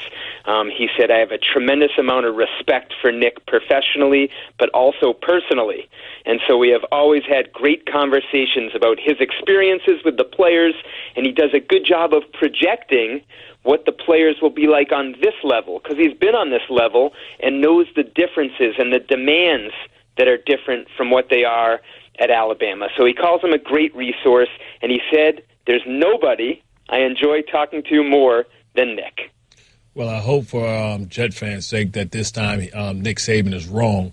But I'm just asking you, who was the quarterback that they would have targeted if Mac Jones wasn't there? Do we know that, or did Bill just say, well, is it like Inspector Gadget? I don't know for sure, but I think it's interesting that Davis Mills went to the Texans, and the Texans general manager is Nick Caserio, who came from the Patriots system. So as I piece it together, that would be my best guess, but I don't know that for sure because they sort of come from the same system and see things through the same eyes. That is a high compliment, too, by the way, from Bill Belichick. And side note, do we know where his Nike dog was last night when the picks were being made? Did you get any information from Bill during that Q&A where he came in with a sport coat and a tie? He said he's going to keep that a secret, which I'm sure you're surprised at because he's so forthcoming with everything else. Even up to the dog, he keeps things close to the vest. Mike, you're the best. Thanks for waking up with us on Get Up and then closing things down here with us and wrapping up the Patriots' last 2 days here with the draft. It's a lot of fun. I'm impressed. You guys are keeping it going from the morning to the night. Great combination, Kevin, Al. Great being with you. Thank you so much, Mike. Mike, thank you. And not you. Yeah, it's the UMass. By the way, Mike T's over. Yeah, Mike T's over here. Like, me and Mike Reese are best friends. He's like, I love you, Kevin and Al. The rest of you are all right. That's why Mike Reese is the best. He's the best. I mean, what are your names? Skip? I mean, yeah, exactly. Yeah, thanks a lot. I'm just impressed that Mike Reese called Kevin. Unlike Booger. Oh, man. How good was that on Get Up this morning? Yeah, obviously, Booger and I have a close relationship. Yeah, real close. Appreciate that. Yeah, clearly, he stays at my house. The kids call him Uncle Booger. We're talking during the commercial break, and then he drops the greenie line. And granted, I'm on Get Up, and it's his show, and Elle and I are filling in for him for the last 2 days, but it still surprised me. It was so funny. Thank Greeny, but it happens to the best of us. I too have also been called someone that I'm not. I made a mistake and I apologize. It's totally fine. It's all good. Listen, we've still got a lot as you are listening to ESPN Radio, the NFL Draft. We are firmly in round 3. I am Elle Duncan. He is Kevin Negandhi. We are joined by Mike Tannenbaum, who is our front office insider. He's former GM for the Dolphins, for the Jets. And we have Bart Scott here, our Pro Bowler. He's the baller. He understands exactly what these dudes are going through in terms of what's waiting for them at the pro level. And Ian Fitzsimmons knows these guys from their college days. He knows the coaches. We've got every kind of perspective that you could ask for as we take you through, but we're going a little bit more macro right now, and I just want to know, we're awaiting this. The Chargers are on the clock right now. We just saw Paulson Adebo, the corner from Stanford, go to New Orleans very quickly. You're shaking your head approvingly, Bart. We're good with this. Well, this was another guy that I thought was a sleeper. I thought the cornerback position was a lot of depth. He's a big size guy. He tested well. I think he opted out this year as well. He ran like a 4.3 at almost 200 pounds. He's a big, physical type of cornerback, and he should add some depth to a position of need for the New Orleans Saints. And I talked to David Shaw and their defensive coordinator at Stanford, Lance Anderson, about Paulson, and they both, independent of one another, said this man is underrated. Now, when it comes to just ball skills and everything else and PBUs, pass breakups, from the time he started his career at Stanford, nobody had more pass breakups than Paulson Adebo. I mean, he is always around the ball. And David Shaw had this quote: I've had teams ask me why he's gotten beaten a few times, and my answer is, when you put someone on that island as much as we did, he's going to get beaten every now and then. But 9 out of 10 times, he wins that battle. From the moment he's drafted, that team will have a pure, locked-down corner. We asked a ton of him. He did get beaten at times, but we put him on that island more than any other corner we have. Yeah, and look, they need another corner opposite Marshawn Lattimore, and Patrick Robinson, to me, is okay, a little inconsistent. I think this, when you look at Odebo, he has some stiffness in his game. I think he's a little bit more of a zone corner. I think he's physical. He can reroute. I don't think he has the man-to-man skills, certainly, that someone like Lattimore does. But this is what you're getting at this part of the draft, and you can see just like the athleticism start to drop off. So the Chargers are on the clock, and let's go back to the Eagles at 73. I'm going to make you happy. Milton Williams, the defensive tackle from Louisiana Tech. Ian, I need you to cheer me up on this pick. I'm about to. I talked to Skip Holtz yesterday, and the only reason I called Coach Holtz, head coach of Louisiana Tech, is because I saw some buzz surrounding Milton Williams. I thought it was going to be a 4-minute conversation. I looked at my phone afterward. It was 27 minutes and 32 seconds about one player. Wouldn't shut up. And Skip, as Mike, as you know, he wants to get in, get out. We're done, right? He absolutely loves Milton Williams, and the numbers are off the chart. I mean, he tested up, and I'm not a numbers guy. I don't care. He said, just go watch the UAB game from 2 years ago. Just dominated and willed Louisiana Tech to a win as a defensive lineman. He absolutely mauled and abused a lesser competition. And that's what you're supposed to do, as he said, when you are as athletic and as great as Milton Williams was for Louisiana Tech. Opted out last year, but he is just an absolute freakish athlete, and also does everything the right way. He lived with his sister the last 2 years because he wanted to be singular focus on school and football, and that's it. The problem is, and the question is, and this goes to your Eagles, and Mike T, I'll throw this to you. As Coach Holt said, he's kind of a tweener. Do you put him inside or do you put him outside? He's about 275, 280 pounds. The question at this level is, where do you play him? Yeah, well, it's a little bit similar to what we talked about earlier with Boogie Basham, which is you are starting to reduce these guys. Meaning they're starting off at ends. NASCAR package. That's exactly right. Where you would slide him inside 3 technique, that would be over the guard. And he has some versatility. He has a good motor. And again, with Brandon Graham getting up there in age, this to me is a guy that could come in and has some good versatility. So in this part of the draft, I think this is a good pick. You are listening to ESPN Radio, round 3 underway of the NFL draft. We just saw the Chargers take Josh Palmer, the receiver from Tennessee. It broke up what was a string of defensive picks. We had 6 straight picks on the defensive side before the Chargers decided to take Josh Palmer. I'm going to ask this when we come back from the break. In fact, I'm going to ask it now, and I'm going to let you all think about it for a minute. We are awaiting the Vikings pick at pick number 78. And because of the compensatory picks, we're going to 105 tonight. I'm going to ask these gentlemen here. Yes, Bart, yep. I don't know if someone didn't tell you that, but you're here now. Who so far, 77 picks in, is winning the NFL draft so far? We will get all of those responses and reaction coming up. You are listening to the 2021 NFL Draft on ESPN Radio, presented by Sherwin-Williams. Stick around. As we continue through round 3, Kevin Nagani alongside L. Duncan, Mike Tannenbaum, as well as Ian Fitzsimmons and Bart Scott. We will get to L's really good question in a moment. The NFL Draft on ESPN Radio is brought to you by attorneys Cordell & Cordell, fair divorce for men. Call 1-866-DADS-LAW. As we are now at pick number 79 with the Las Vegas Raiders on the board, we will see what they do. At 78, the Minnesota Vikings go with a linebacker, previously a quarterback out of the University of North Carolina, Chaz Surratt. Ian, tell us a little bit about this young man making the transition.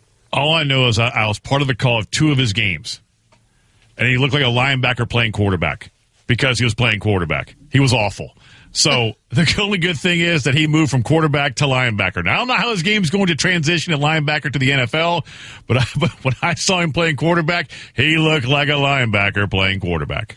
He's a little soft for my flavor. He got to understand, just because you have the height and weight of a linebacker, it's about being able to stand flat-footed and go toe-to-toe, because you can't get around not being physical at linebacker. Athletic, yes.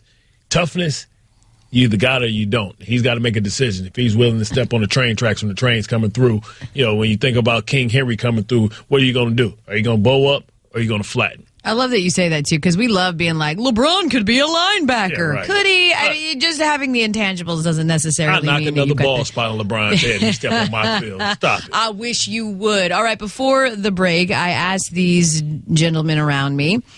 We are at pick as the Raiders are on the clock for pick 79. We're in the 3rd round. out of the 78 picks that we've already seen, who would you say right now is winning the NFL draft? I'll start with you, Mike T. Well, I'm going to go with the Chargers. I think it continues a really efficient and effective offseason. It's always about, we've talked about this for 2 days, is it the best available player or is it need?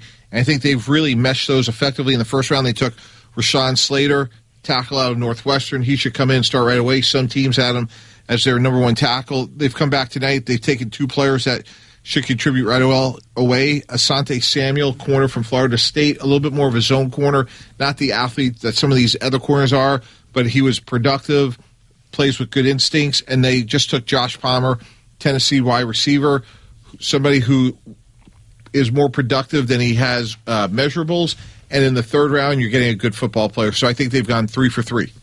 Bart? For me, it's the Kansas City Chiefs. I mean, you got to start with their pick 31. It was Orlando Brown Jr. So they got a young Pro Bowler that they only have to pay $940,000 to this year. That's it's a 2-time Pro Bowler at left tackle who will be there for the next 15 years.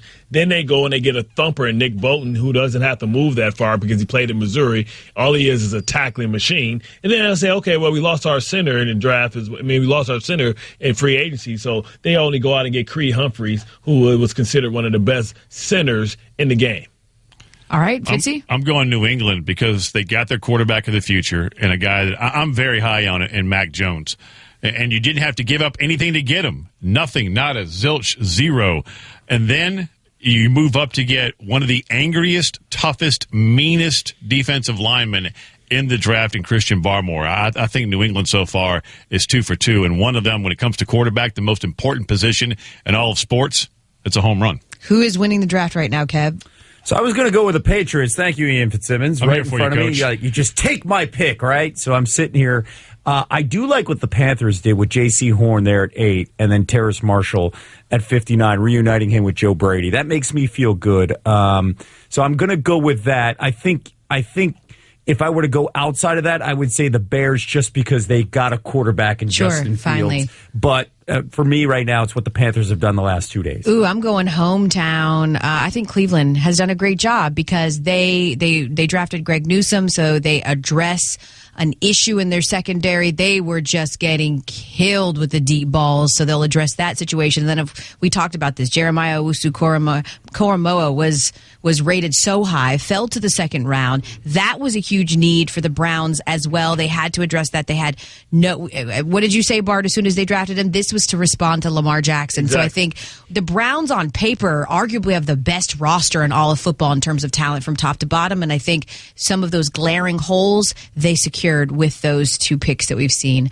right now. And just to follow up on that, again, they're getting Grant Delpit, who was a second-round pick. Right. He missed all last year. They added 2 guys from the Rams, Troy Hill, Josh Johnson. So I love how I'm always inspired when a team attacks a weakness like that in both free agency and the draft. Yeah, they got to sign Sheldon Richardson back again, though, too.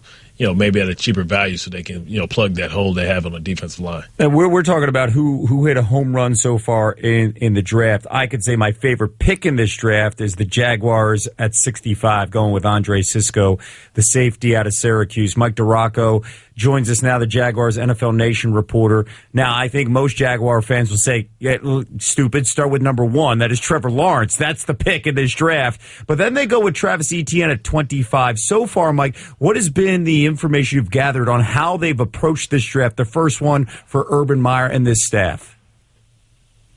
Well, they've really kind of focused on value because if you really look at probably the biggest need on this team after quarterback was probably interior defensive line.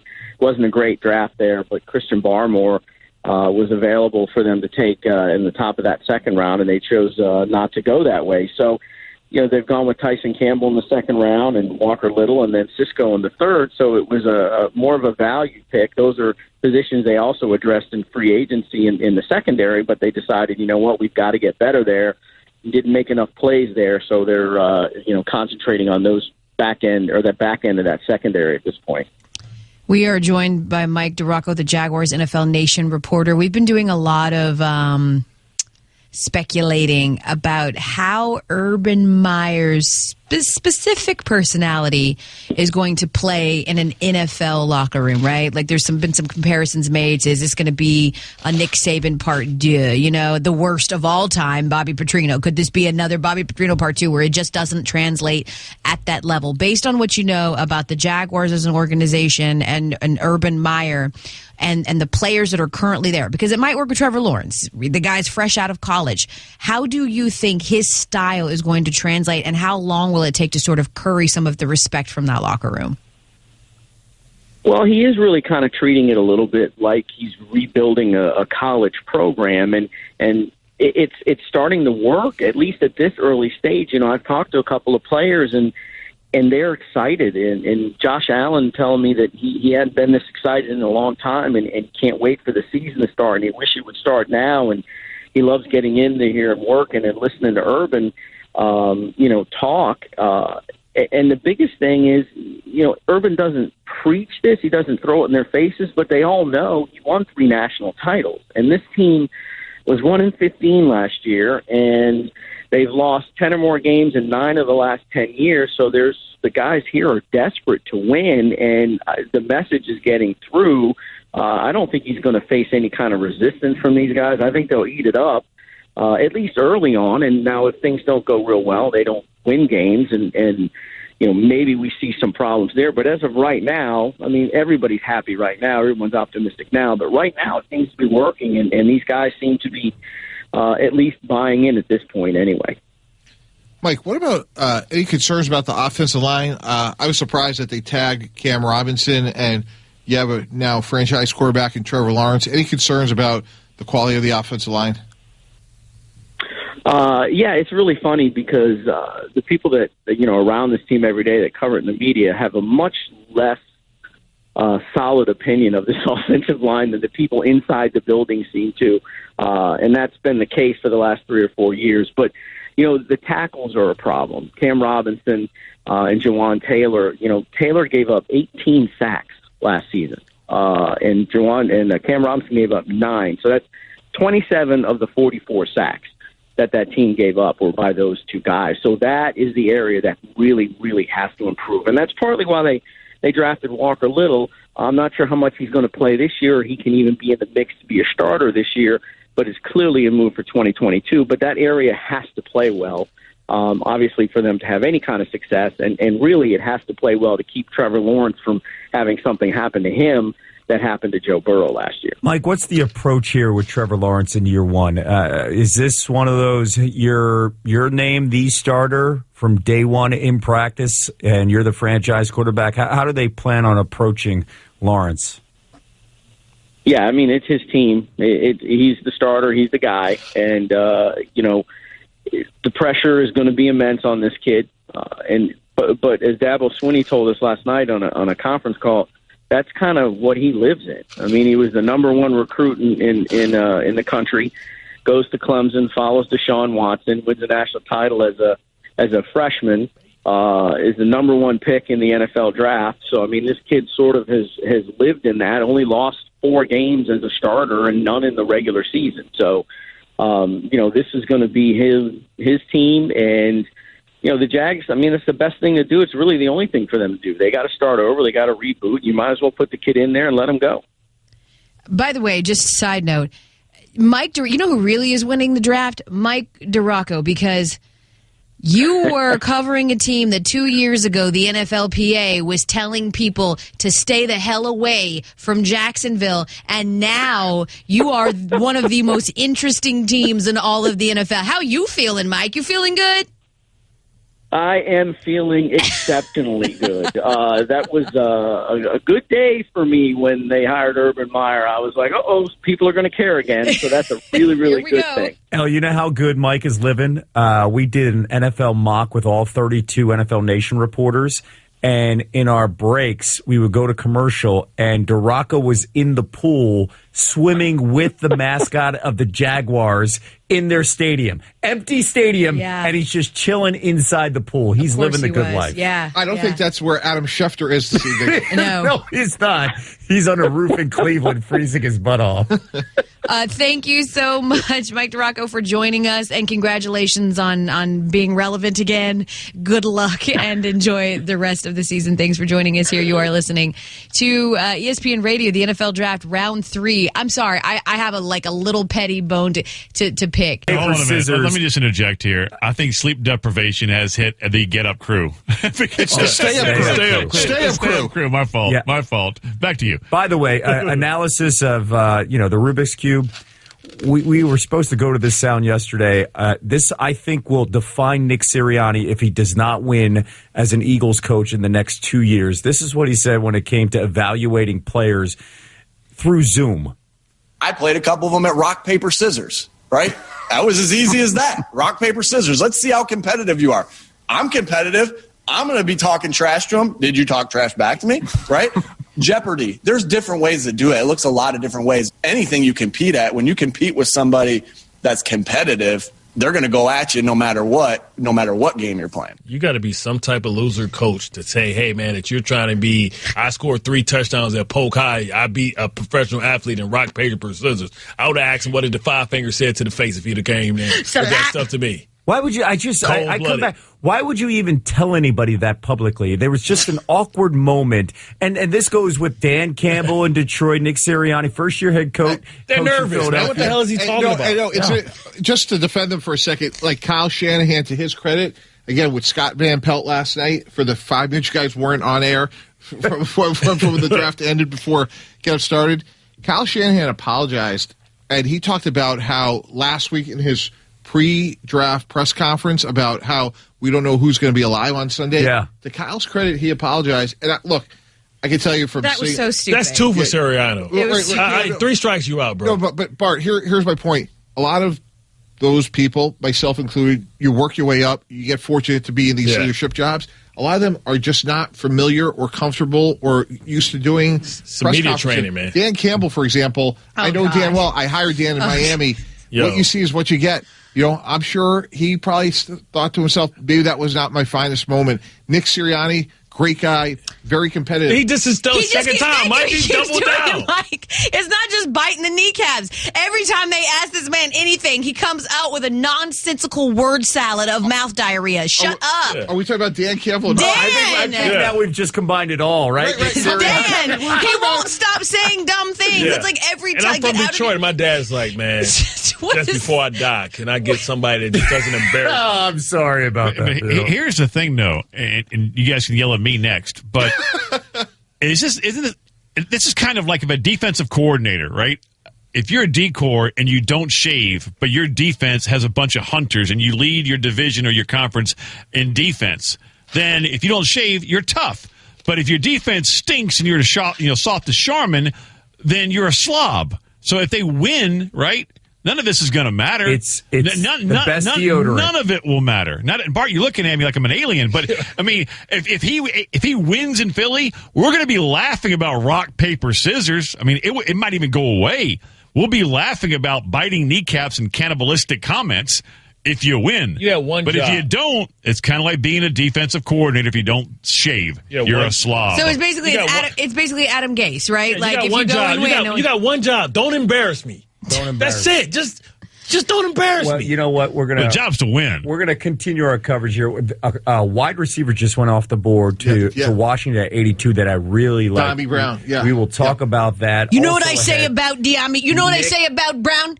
I say, what can Brown do for you? You know what I say? I say Brown can do anything. You know what is Brown? Brown's a bag. And guess what? Brown is boob. Paper beats everything. Coming up, Nick Wagoner, 49ers reporter, will join us. This is the 2021 NFL Draft on ESPN Radio, presented by Sherwin-Williams. We will see who the Packers decide to go with. Probably not a receiver. We will definitely get into what this means and about it's coming down. Okay, did she announce it? It's not shown up yet. It looks like we've got some reaction. There it is. Oh! Oh, okay. Mari Rogers, from the receiver from Clemson. Okay, he finally takes a receiver in the third round. That's what they do. They take receivers in the third round. You are listening to ESPN Radio, round 3 of the NFL Draft with Mike Tannenbaum, our front office insider, Bart Scott, our Pro Bowler, Ian Fitzsimmons, bringing us all the perspective around these former prospects, now pros, Kevin Negandhi and L. Duncan holding you down. Dominating the news cycle before the draft, during the draft, and now after the draft, the San Francisco 49ers, who, what some believe, took a little bit of a left turn by not going with Mac Jones, who we all said, again, that doesn't mean much, was going to go to San Francisco instead. Trey Lance is their guy. We bring in our 49ers Nation reporter, Nick Wagner, right now, and you're talking about, Nick, a team that just 2 years ago was in the Super Bowl with Jimmy G under center. They're now going to go with Trey Lance. What is sort of the atmosphere in San Francisco surrounding going with someone who has a very high ceiling but also potentially a very low floor? Yeah, I can tell you firsthand here that I think first and foremost, a lot of the fan base was happy that it was not Mac Jones, first and foremost, above who it actually was. I just think there was not much of a taste for the idea that they had moved all the way up there for a pocket passer. And I think what everyone was hoping was that, I mean, there was a lot of fans who did want Justin Fields, but I think a lot of people kind of came to terms with the idea that Trey Lance kind of was the happy medium there, where you're getting a guy who has the ability to do a lot of the things from the pocket that Kyle Shanahan wants, although he hasn't done it much, and also brings kind of the physical traits and that element of, you know, being able to run and maybe elevate the offense in different ways that it hasn't before. So I think people are generally very happy with the pick. And also, you know, you're putting Trey Lance into a really good situation here. And I think situation matters more than anything for a lot of these guys, but particularly for quarterbacks. And there's never been a quarterback who has gone this high in the draft to a team that is this closely removed from a Super Bowl. So I think there's a lot of things kind of working in Trey Lance's favor where he should be able to reach his ceiling, or if he's going to, it's going to be here. Okay, and now the backstory is this also affects Jimmy Garoppolo's future and whether he was staying or going. And with that, Trey Lance will sit there and watch Jimmy, you know, at least this upcoming season. What's the approach with Garoppolo as they try to kind of match what they did a couple years ago by keeping him also on the field healthy? Yeah, that's the big thing. First of all, he's got to be healthy, but you know, I'm not ready to sit here and make any guarantees that it's going to be for the full season. And if you go back through time, the only quarterback who was drafted in the top 3 in the common draft era and then sat the entire season was Carson Palmer in 2003. Now, Patrick Mahomes, that type of scenario where, you know, he only played one game or started one game at the end of the year after the Chiefs had things wrapped up in 2017. You know, maybe they do try to follow that based on the situation that they have. And honestly, that would be a good problem because it means Garoppolo stayed healthy and played well enough for them to be in contention. But the other thing is, I don't know that the Niners think that Trey Lance is as far away from playing as maybe the public perception would indicate. And for a guy who hasn't played a lot of football over the last 15 months, I think they want to try to find ways to at least get him some meaningful snaps and meaningful reps. And when you talk to people about Trey Lance and what the Niners say about him is that his football intellect and his IQ is off the charts, his ability to retain information. And he did a lot of things at North Dakota State that put that stuff to the test. So I think that they could get into a situation here where Garoppolo is the presumed starter, but they get into camp and start giving Lance some reps, and then kind of just let it see how it plays out. If it turns into a competition, as Kyle Shanahan said last night, great. If not, they feel good about Garoppolo, and they have Lance who they can continue to develop that way. We are speaking with Nick Wagner, the 49ers Nation reporter, joining us here on ESPN Radio. I'm just going to throw it out there. I understand. I said it off the top. The Niners were in the Super Bowl just 2 years ago. But that is the only winning season that Kyle Shanahan has in his 4-year tenure there. So is it safe to say, okay, that if they don't nail this pick, is it safe to say that in the much more close future, we could be potentially talking about Shanahan being on a bit of a hot seat here in terms of what we've seen in his history with San Francisco? I think so. And you know, Al, it's funny because, you know, people will argue that, well, this is the first time Kyle Shanahan has had a chance to take a swing on a quarterback. Well, I would push back on that with the idea that, sure, Jimmy Garoppolo maybe wasn't the guy that he intended to have as his franchise quarterback, but he still signed off on that big contract extension that he had. So that one goes against him on the ledger if that's not the guy that they think is their quarterback long term. So with Trey Lance, it's not just about the player, it's that they gave up so much to go up and get him. And yeah, there's risk involved. Now, there's obviously a ton of upside, as you mentioned earlier. So it is incumbent on Kyle Shanahan and his staff to get the most out of Trey Lance, to help him reach that. And I would argue that when you give up that much and you're making this kind of move, it's not just about winning a Super Bowl, it's about winning Super Bowls, plural, because it's not just playing quarterback, it's playing quarterback for the San Francisco 49ers, and that still carries a lot of weight, particularly in these parts and with the people making the decisions at the very, very top of the organization. If they just are a consistent team, a good team, but not a Super Bowl champion in the next 3 years, what does this mean for, Kyle Shanahan's job and also John Lynch's job as well if this doesn't work out? Because if you look at what the Rams have done for the next couple of seasons before, the bottom falls out and they have to try and redistribute the funds because of salary cap issues, they should be the favorite in that division so far. Yeah, and that's the big thing, right? When you make a move like this to go get a rookie quarterback, is that you want to take advantage of the window while he is on that rookie contract. And so, yeah, I think it's really important that they get to the point where they can make a deep run. And, they would argue that last year was the aberration and not 2019. And to the point El just made, it has been losing seasons, more often than not under Kyle Shanahan. Now, there's context that's needed behind that. The first 2 years, they were rebuilding one of the worst rosters and teams in the league, and they expected to kind of take their lumps.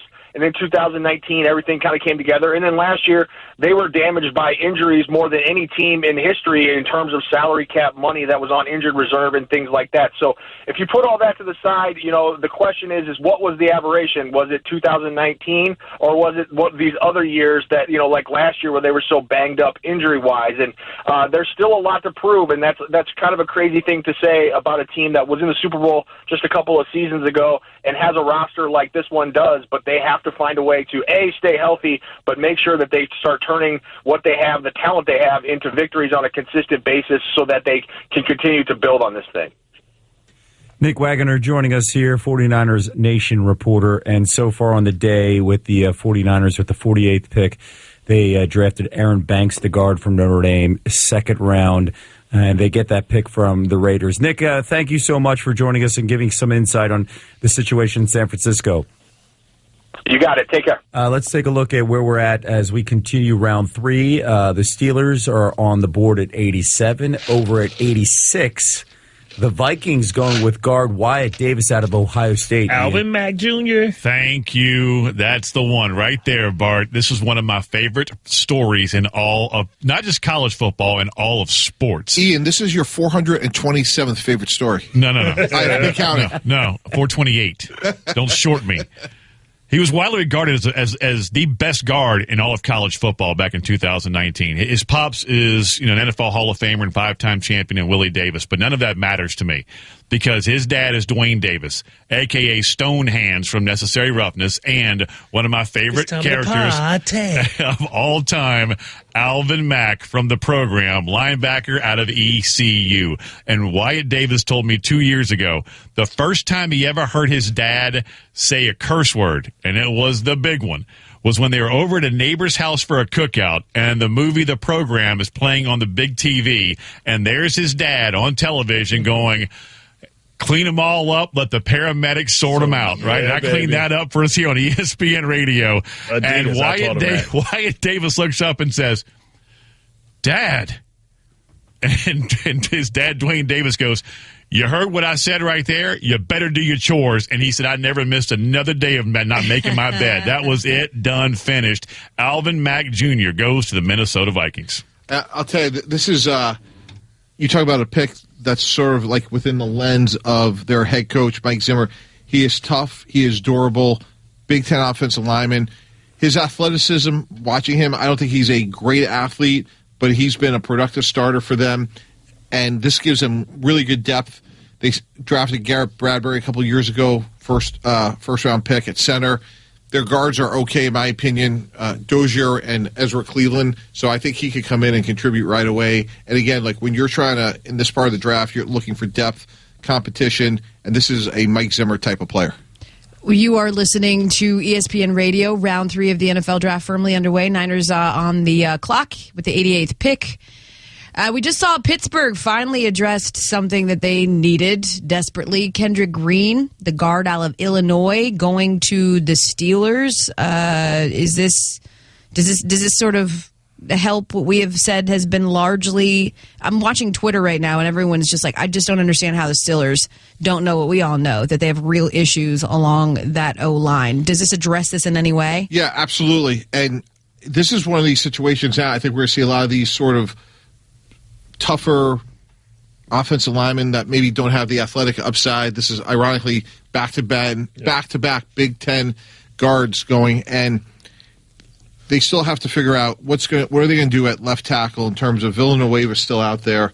Who's going to play center? Obviously, they just had a massive improvement at running back, something they didn't have last year. Najee Harris, to me, will be a very good pro. But again, from a resource allocation standpoint, Creed Humphrey, Landon Dickerson, those were 2 centers that I thought would make great Pittsburgh Steelers. So Kendrick Green will certainly come in and compete at guard.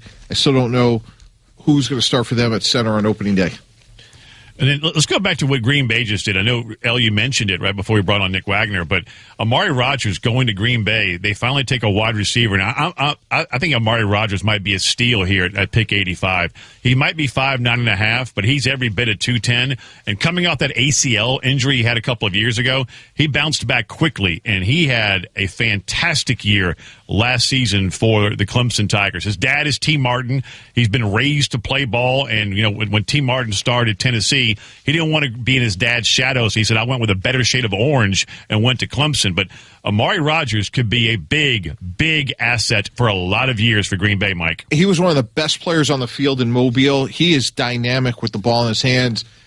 I don't know if he's going to be a great outside receiver. He may be a little bit better in the slot, maybe getting the ball behind the line of scrimmage. But I agree. He's one of those guys, too, that has an NFL build from the waist down. Also, outstanding work ethic. One of those guys, first player on, last player off. Comes from his dad. Yes, no doubt about it. And you mentioned outstanding season.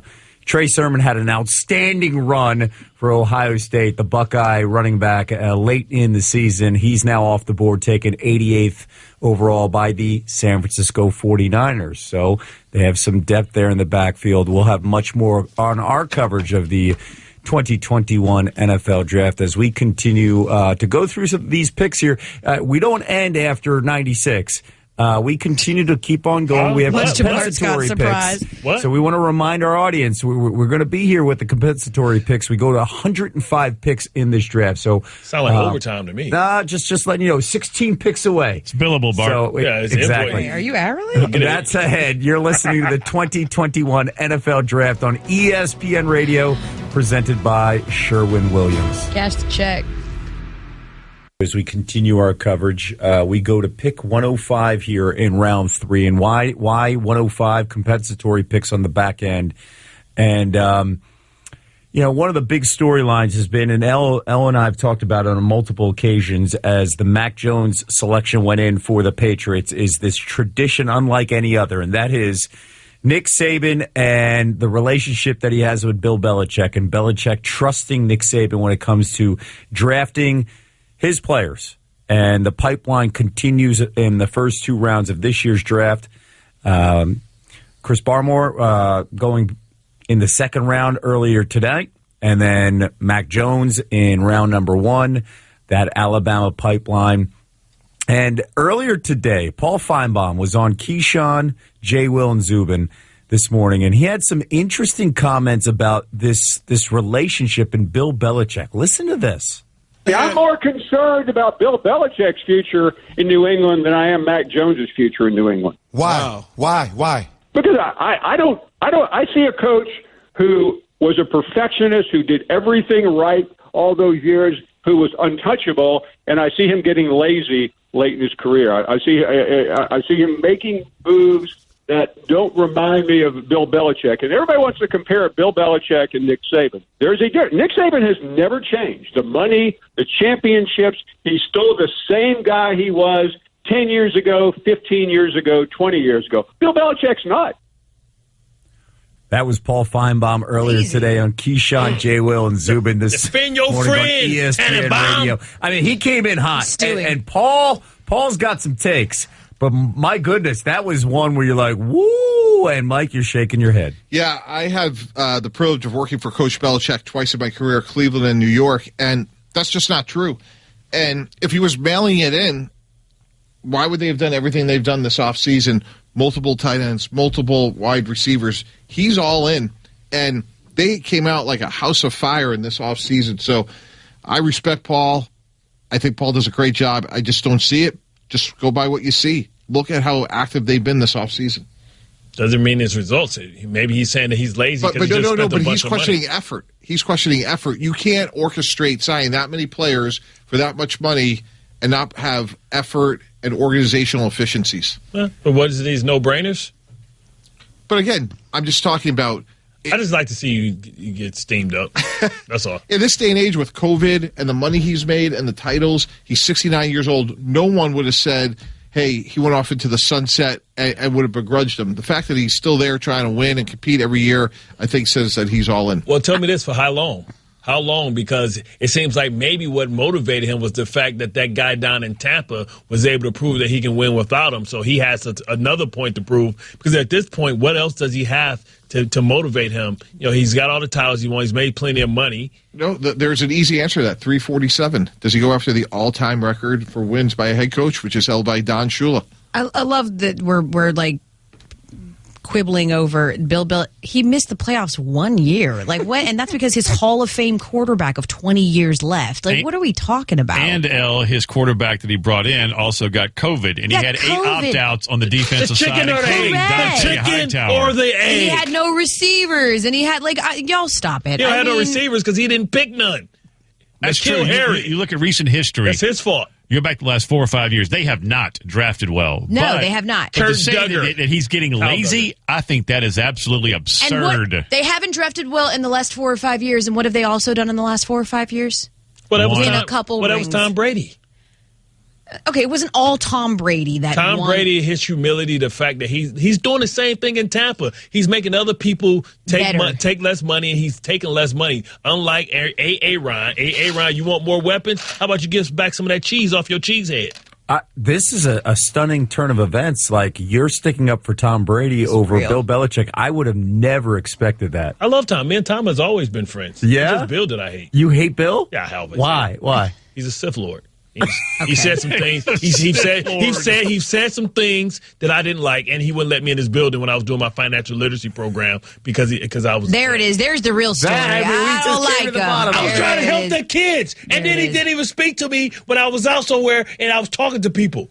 Bart, I do want to ask you a quick question because we just saw Myles Garrett come out and make Cleveland's pick. They go with Anthony Schwartz, the wide receiver out of Auburn. I care less about that than I do about this. He, with his giant arms, just wore a satin jacket that looked painted on him. As someone that also has large python arms, how do you navigate the bespoke? I'm sorry, I'm obviously referring to Mike Tannenbaum. How do you navigate the bespoke world when you've got those to deal with? Well, really what you can look at now with the modern day fabric, he probably has a little Pima in there. That looked like a high sheen, so that probably was cashmere and silk, which is a very flexible type of fabric. If you look right here, this is cashmere and silk. It may look like brushed cotton, but it's really linen and cashmere and silk. It's a very form-fitting type of material. I'm impressed. And by the way, Myles Garrett looked like an Avenger in a suit. Yeah. When he came out there, his arms look holy cow. Bart Scott's Instant Analysis is brought to you by O'Reilly Auto Parts, your professional Whenever you see that sheen people. on a dude that's rich, you know that's cashmere and silk right there, baby. Can we get Fitzy's analysis of Bart's analysis on fashion? All I know is my analysis is that's an entirely different tax bracket. That's what that is. 100%. I'm wearing a Sugar Bowl freebie from the college football playoff. Cashmere and silk is like giving yourself a hug every time you move your arms. It feels amazing. It's not great to sleep on, though. I'm not a big fan of those silk pillows. I do have to say, it's funny. I was over here on Twitter. I mean, in the commercial break. And I'm looking, and what's going viral right now is Zaven Collins. There's a video going around of when the Cardinals decided to take him, and the video of him reacting. It's going viral. It's about as good a video as you'll see. You guys have been high on Zaven Collins. And Ian, I know that you had an opportunity to talk with Zaven today. As a matter of fact, we actually, off air, we talked about his intro, and he was very adamant, and like, Zaven, we're live. Calm down. It's not game day. You're good.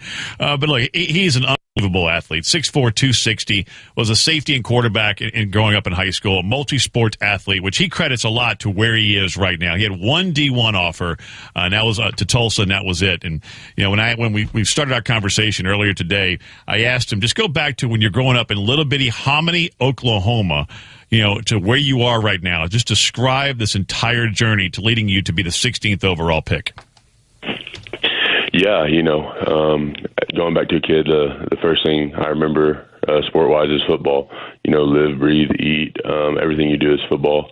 Growing up, small town Oklahoma, and so it's been a goal, and it's been an absolute blessing. Something me, my family, my friends have all pushed and strive for, and it's a huge goal to accomplish, and ready for the next chapter. What was that like when you got that phone call from the general manager there, Steve Keim, the head coach, Cliff Kingsbury? It was great. I was ready to celebrate with my family, and just the amount of relief that was just instant, because we're going to be your home is, so it was great. Go back to when you were growing up, and you and I talked about this before you played SMU, when Anish Shroff and Tom Luginbill had you guys on the call on ESPN2. You played baseball. You were a gymnast. It was football. I mean, you did so much more than just playing football. How much did that help you as far as the evolution of your game to get to this moment? Yeah, it helped a lot, quite a bit, to get to this moment right here. Playing all those different sports, always staying busy. I think you work, some different muscles throughout your body. Playing basketball, playing baseball. Picking up on small skills. So that's something that's all contributed to my success physically. As far as a role goes, what's your best fit? Is it outside? Is it stand-up linebacker? I mean, again, talking to you, early in the season last year. I mean, you started as a safety. I've seen you put your hand in the dirt. You're a stand-up guy. As far as a linebacker, what's your best fit? I'm just a chess piece. I'm able to do a lot of things, so I really don't know what my best fit is. You can ask me to go, do whatever, and I'm going to go get the job done. That's just how it is. So I really don't have, a true answer to say, hey, this is my best fit. Well, there's one coach on your coaching staff that wanted me to ask you about this. How do you feel about playing special teams? Oh, I'm ecstatic. I'm ready. That's an important part of the game. Offense, defense, and special teams, all important parts of the game. Zaven Collins, linebacker, edge rusher, you name it. Kevin, he says he can do anything that he's asked to do. A true throw him in there. He's like a unicorn. Wherever you want to put him, go right ahead. It's magical. I'm a huge fan of Zaven Collins. I love that. And then they got Isaiah Simmons there, too, that defense. They can be creative with the true mismatches, hybrids. right? And you got a thumper, too. Again, when you look at 6'4", 260. Bart, that's your favorite part about his game. Yeah, because Simmons ain't about that life, right? So he's a guy that's like a tweener athlete. I want to show you I can run with tight ends and stuff like that. That's fine. It's a place for that. But you need somebody that's going to send a statement, say, hey, man, right here, you got to pay $200 before you pass go. Come on out. Come on, big fella. I got something for you. Take that with you. Got a lot of more. We now pause 10 seconds for Clever station Lang identification. This is the 2021 NFL Draft on ESPN Radio.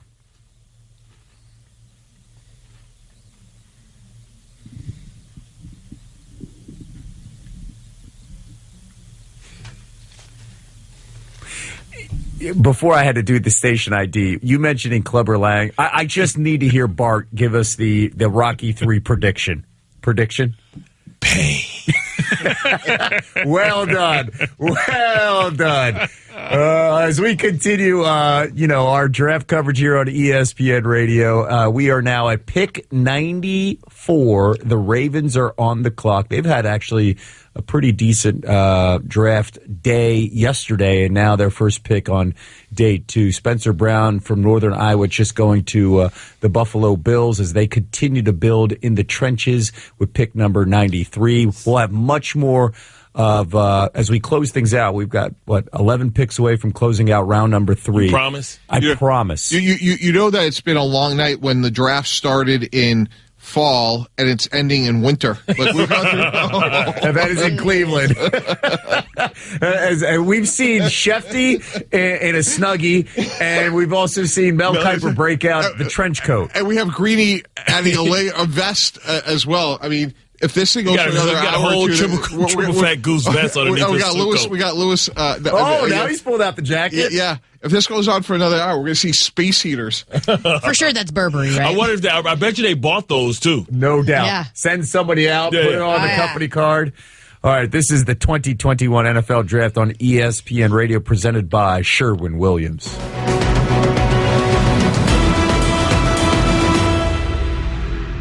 We are at pick 96. The Patriots are on the clock. We will see what their pick will be. I'm Elle Duncan, Kevin Negandhi, my partner in crime on the 6 p.m. Sports Center. We've got Mike Tannenbaum, our front office insider, Bart Scott bringing us the player's perspective, and, of course, Ian Fitzsimmons, who knows these players intimately. In fact, what can you tell us about, Kevin just mentioned it, the DE from Pittsburgh? Patrick Jones II. Patrick Jones. What do you know about him, the selection for Minnesota at pick 90?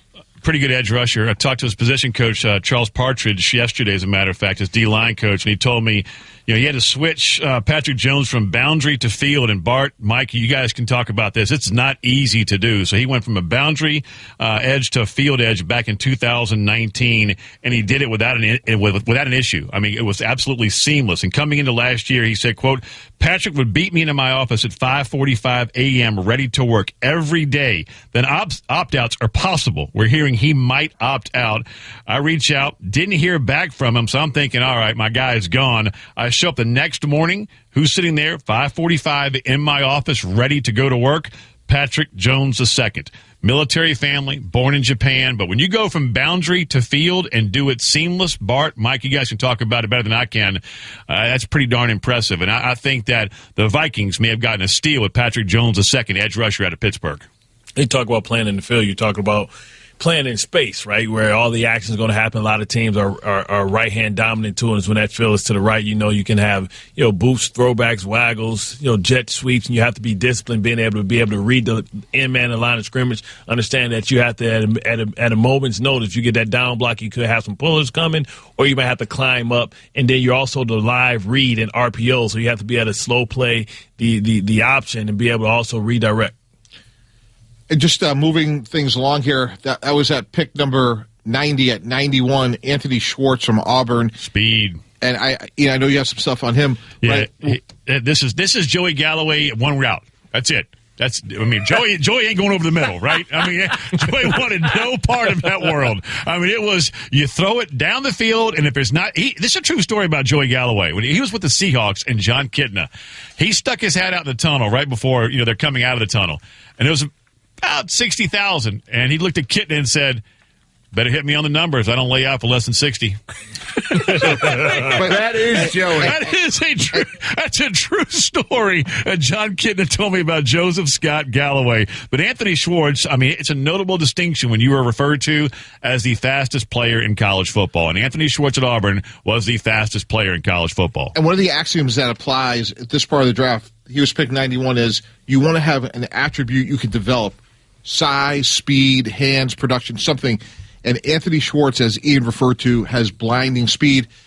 I'll tell you what, I am so impressed by Andrew Berry, the job that they've done in Cleveland. You think about, they just gave themselves a little insurance that if something happens with Odell Beckham in terms of money, salary, that you have another young receiver. They hit big last year on Donovan Peoples-Jones, a 6th-rounder from Michigan. They got Rashad Higgins back.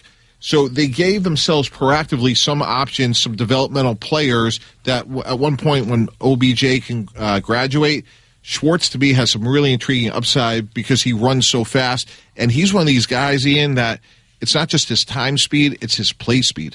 Can he play against press man, though? Because he's only about, I'm going to go 6 feet, 6'1", about 180. Yeah, you got to put him in motion. You're going to have to put him in stacks and bunches. Yep. Yeah. But think about like Tutu Atwell, Rondale Moore, a lot of these faster guys, Dwayne Eskridge, they're all similar. That's something they're going to have to work on. We've talked about some of these speed-deficient corners. Their technique's going to have to get better to be successful at the next level. These guys are going to have to learn how to get off a press. Hey, tell me this. It's interesting you bring up OBJ.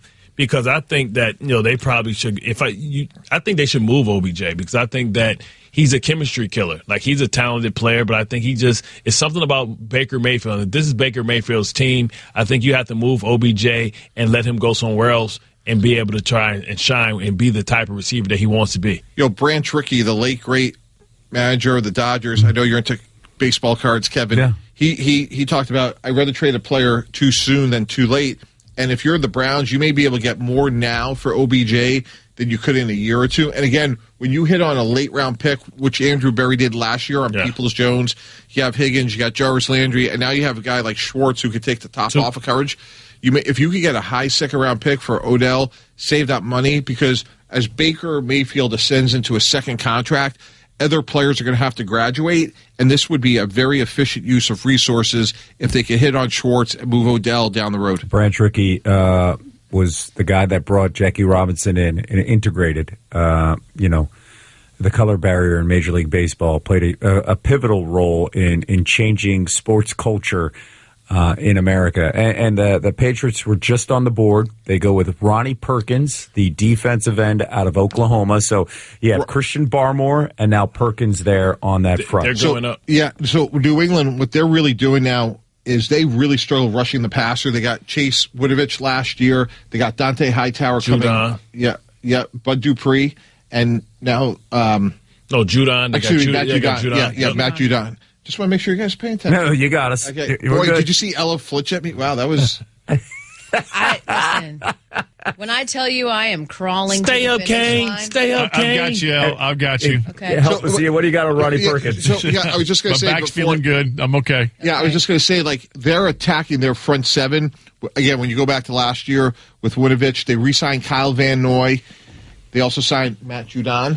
And now they drafted a really productive pass rusher in Ronnie Perkins, a little bit undersized, but productive. This is one where this could be a steal because Ronnie Perkins, a lot of people may not remember, he was serving a 6-game suspension for a drug suspension last year. But when he came back, his second game back was Bedlam.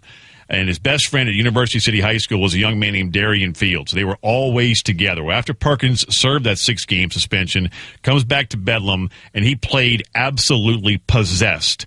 And that's because Fields was with him. He wore a sticker under his left eye that read LL6, his friend's number in high school. And he said after the game, quote, "I've known him since I was probably 10 years old, and he just recently passed when I was home." So I kind of just wore that out there with me to give me memory of him while I'm playing and also make him feel like he's playing with me while he's watching down on me. And ever since that game, guys, he lived up to his potential as a leader on and off the field. And you go back and watch that Oklahoma State game. He was staring at the pokes at midfield, just staring them down like, get ready because hell is coming. And it did. And he meant after that game, you saw the Ronnie Perkins at Oklahoma that everybody expected to see throughout his career. This could be a steal for the Patriots. Well done on the tombstone reference. Appreciate that. I'm here for you. Just went with Trey McKitty, the tight end out of Georgia. And the Denver Broncos are on the clock with the 98th pick. We will tell you what they do in a matter of moments. Also, Cameron Wolf, Dolphins NFL Nation reporter, going to join us to give us the scene down in South Florida. You're listening to the 2021 NFL Draft on ESPN Radio, presented by Sherwin-Williams. This is really Oh, we are almost there in a draft that it feels like it's never gonna end. Was that Lamb Chop's play along? This is the draft that doesn't end. Hi, Al Duncan, Kevin Nagandi. Can you tell that we've had 2 hours of sleep? Mike Tannenbaum, Bart Scott, and Ian Fitzsimmons. We just saw my Broncos take a guard. Opposite Quinn Miners. And Bart and Mike just gave me a burst of energy because your enthusiasm is palpable. Why do you like this for the Broncos? Because this guy is a football player. He's a Division III player, goes to the Senior Bowl, and really not only holds his own, he actually is one of the better players down there. He had a very unusual training technique where he's actually like running in the woods. He's squatting with literally like lumbers. Like he has like he thinks he's the Bronny man. Before training, yeah. There's footage of him. Yeah, and he has really good lower body flexibility for somebody so big. He's a really intriguing guy. Nasty, too. This is a guy that I think will wind up starting. He is a guy that like a Richie Incognito guy. He's a habitual line stepper. He seems like a guy that will get underneath your skin. You try and punch him in the stomach. Ooh, that's not a comp you want. You don't want No. Okay. Take Incognito and his off the field stuff. He was a guy that was an overachiever who was just a pain in your butt. He's a guy that push you over the edge, make you want to fight. You get I chased him I chased Incognito into the locker room one time. Threw his helmet, first play as a Jet. Knocked his helmet off and threw it, tried to fight him. The dude, he got under your skin. Yeah, you need guys like that. Nice, especially on your O-line, right? Ian, what can you tell us about my new homie Quinn? Maynard, yes, that guy. He's one of those dudes that's underrated, undervalued, plays D3 ball, and then gets the Senior Bowl invite, not as a first replacement, not as a second replacement, the third replacement. Gets down there, finally gets to put the helmet back on. And when he joined Freddie Coleman and I last week, we said, what was that like when you got there? You're going best on best. You're with the big boys now. He said, at first, it was a little intimidating. But after that, you swap paint for the first time, and it was like, game on, let's go. I mean, and you talk about a young man that can drop an anchor on somebody. Yeah. And he's got it, to your point, he has an attitude about him. He told us there's two different people. The guy with the helmet off, and I'll do anything for anybody. Helmet on, you mess with one of my guys, and it's over. That's the kind of guy that you just got. You like that? Yeah, I got a Marshall Yanda type of feel. Okay. Marshall Yanda was a third-round pick for us, a guy that was like, he was kind of a tweener, wasn't that big, but then just was a competitive, SOB, you know what I mean, and would anchor, but also would always finish blocks. And that's what I mean, guys that have finished blocks, like, the whistle's blown, playing almost to the echo of the whistle. That's what he reminded me of when I watched his highlights during Senior Bowl. And he's hungry. Yeah, for this point in the draft, right around pick 100, look, on their offensive line, Bowles has improved. Jawan James is coming back. They paid Glasgow. He is somebody that I think could come in and play right away. I wouldn't have said that before Mobile, but seeing him down there, I don't think it was too big for him. I think he brings a lot of toughness, which is something that, Coach Fangio believes in, and I think this is a really good pick, and I would not be surprised if he became a good starting lineman. Wow. Thank you, Broncos, for giving Elle some life at 11:28. Yeah. And you guys it's already faded, but yes. You put her in the best mood we could ask for, Can't especially wait. on 2 hours of sleep. When you're telling a guy to dial it down in pass protection, don't be as aggressive, you've got a nasty guy I'll up front. take that all day. We're going to continue our coverage here. We've got 5 more picks with the Titans on the clock right now with pick number 100. We go up to 105, where the Broncos will close out the third round at pick 105. In the meantime, let's trade and pick for Aaron Rodgers. Let's go to the phone lines and bring in Cameron Wolf, Dolphins reporter, NFL Nation. And Cameron, unfortunately, we're on radio. We can't see one of your fashionable jackets, man. You bring the sports coats. You bring the fire from the closet every time you're on with us on Sports Center. And right now, when we take a look at the Dolphins 2 days, Jalen Waddle, 6 overall, Jalen Phillips at number 18, Javon Holland in round number 2, the safety out of Oregon, Liam Eichenberg, the offensive tackle from Notre Dame, and then Hunter Long, the tight end in Boston College. When you look at the specific needs of the Dolphins, have they hit on those targets specifically in these picks? Yeah, I'd say they hit on a lot of them. First, I'm in a T-shirt now, so no suit for me at all. But I think that they, you wanted to get playmakers for Tua, and Jalen Waddle's, probably the fastest guy in the draft. You pair him with Will Fuller, who they signed in free agency, and now that offense, which is probably one of the slowest offenses in the league last year, has the opposite, a complete infusion of speed. So that'll help Tua out, being able to hit those guys. And they drafted a tight end in the 3rd round, and Hunter Long, who also can help there. And Javon Holland is the guy who Brian Flores just raved about him tonight. He said he was one of his favorite players to watch in this draft. And he might end up being their starting free safety this next year, as a guy who can be their quarterback of the defense. So I think they hit on a lot of needs. Jalen Phillips was a guy they had number 5 on their draft board, from what I've heard. They thought his medicals were clear, and they think that he's going to be an elite pass rusher. So I think they hit on a lot of their needs, and they're happy with how the draft board fell for them. And again, there was a lot of concern surrounding Jalen Phillips. He was a top recruit coming out of high school, went to UCLA, just was ravaged with injury, temporarily retired, went to Miami to pursue a music career, got the football bug, and then up and had 8 sacks in 10 games. So a guy that, as Kevin described him yesterday, a bit of a wild card. Speaking of which, that's really the quarterback situation. We know the job is firmly Tua, but it certainly felt like last year the Dolphins didn't have as much confidence in him, at least to close out games. I kept laughing, Cam, thinking this is maybe the first time in NFL history that we've had to have like a closer situation at quarterback. Like, I've never seen that, where you just don't trust anyone at the end of the games, the future face of your franchise. In terms of building trust there, what do you know about the Dolphins? And obviously they're setting Tua up to succeed here, but what do you know about how long that relationship is going to take before they fully can commit to Tua being their guy and feeling good about it? Yeah, El, this they're all in on him now. This is the year. There's no Mariano Rivera anymore. Brian Fitzpatrick's in Washington. So the closer's gone. They have Jacoby Brissett, but I think they're going to give Tua the keys this offseason. And I think this is really the season where we'll learn a lot from Tua. He has a full offseason. He's got his playmakers. A lot of the reasons or the excuses that we may have had for Tua, last season are gone. So I think this is, in a sense, sort of a make or break year for him. They got some picks in the future for them that gives them some flexibility. If for some reason he isn't, improved and he isn't the guy, maybe they decide to move on after this year or next year. But I think they've done a lot this offseason showing if they believe in him and they want him to succeed.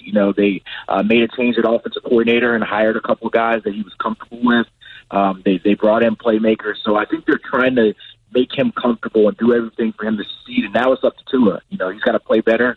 He's got to play more confident. He's got to be able to take more risk down the field. So I think this year is the year we're going to see whether or not Tua is going to be the long-term starting quarterback of the Dolphins. That is the headline in 2021 down in Miami. Now it's up to Tua. Cameron, we do appreciate you dropping some knowledge on the Dolphins so far on the first 2 days of the draft. Absolutely. Thanks. Y'all stay up. We're almost there. No, it's the opposite. We stay Go down. to bed, Cameron. We're almost there, as we've got 3 more picks. The 49ers right now on the clock, and it looks like the pick is in at 102. Then the Rams, Ravens, and Broncos will wrap things up. Day 2 of the NFL draft. We'll have those picks for you in a matter of moments. This is the 2021 NFL draft on ESPN Radio, presented by Sherwin-Williams. Back here in the studio, Kevin Nagani alongside L. Duncan, Bart Scott, Mike Tannenbaum, and Ian Fitzsimmons. We are on the final pick of day 2, round number 3. Tease me with a good time. And it is the Broncos that are on the clock, as Brandon Stevens, the cornerback from SMU, going to the Ravens at 104. Ernest Jones, the linebacker from South Carolina, picked by the Rams at 103. So, again, these are compensatory picks. You know how you know you're grumpy?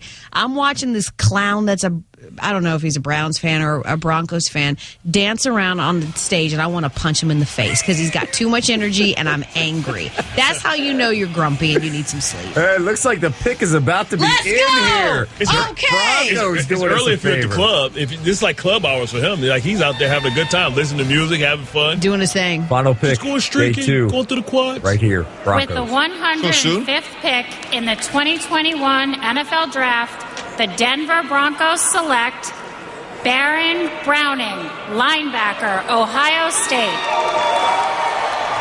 Got a good grade on him.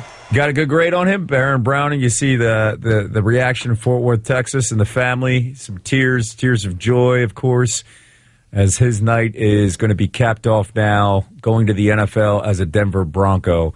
And that wraps up 105 picks in 2 days in our draft coverage here on ESPN Radio. The NFL Draft on ESPN Radio has been presented by Sherwin-Williams. Bring your team colors home with Sherwin-Williams. I believe, Fitzy, you have something on Brandon Stevens, the corner. Nice corner out of SMU. He is a UCLA transfer, went to UCLA as a running back, and then they moved him to corner. Leaves, comes back home because he's from the Dallas-Fort Worth area and really shined. I mean, Anish Shroff, Luganville, and I had at SMU 2 or 3 times last year, and he stood out. He really did. So I think that's a nice pickup without question. But speaking of Texas, here's my question. If you're the Dallas Cowboys and you're trying to help your D, are you going after a bunch of Pac-12 guys? Because the last time I checked, there's not a lot of defense being played at UCLA. And if you're going to take somebody from Oregon State, Hamilcar, the edge rusher, I can get that. But they just took a corner I've never heard of in my life. And I had Oregon State, Utah. I don't remember this guy. Advanced scouting. And again, the Cowboys just took a D-lineman, a defensive tackle out of UCLA who I've never heard of. And he's like 215th on Mel Kiper's board. And then they just took a guy from Oregon State that I covered an Oregon State game, and I don't remember him. West Coast bias, man. That is wild. Yeah. Nashawn Wright, you're talking to, you're making a reference, because we are seeing a run of cornerbacks here to close out the round here. I think I've got 5 cornerbacks of the last 7 picks. Yeah, no, actually, Osa Okaduzi. That guy. Yeah. UCLA. Yeah. He's an interesting player because of his versatility. He's an undersized defensive lineman, much the way that Dan Quinn likes to do things. So they'll move him around on the defensive line. So that's to me that's a good scheme fit. The other thing that catches but he can get him in the 5th round, like Bruce Irvin or somebody like that. Yeah, he's a little bit bigger, thicker. He's more of an interior guy who could move out to outside in sub. But anyway, I think Denver really's been pretty efficient here. They had 2 picks within the last 7 spots, and they got 2 good players in Browning. And, again, we already talked about Quinn Meinerz, but in this part of the draft, I think they got 2 players that are going to be able to be productive for them. And Browning, to me, when your head coach is a former linebacker coach, that bodes well for him. Early on, they took Javonte Williams, the running back out of North Carolina, in the 2nd round. And, of course, yesterday they took Patrick Surtain the 2nd. The cornerback position. I can't wait for you guys to debate this stuff tomorrow. Coming up, we're going to wrap up day 2. It's been real. We're free. We'll be right back. We're going to wrap up day 2. This is the 2021 NFL Draft on ESPN Radio, presented by Sherwin-Williams.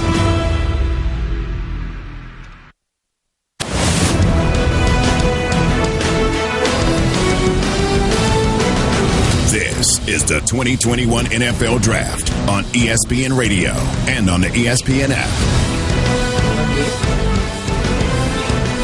And you are listening to the finale, at least tonight, of rounds 2 and 3 of the NFL Draft on ESPN Radio. Bart Scott, Mike Tannenbaum, Ian Fitzsimmons, L. Duncan, and Kevin Negandhi. We have reached the finish line. All of the picks for round 3 are over. So ahead of rounds 4 through 7, which will be tomorrow here on ESPN Radio. I want to get your biggest takeaway from what you've seen so far. Wrap it up for me, Mikey T.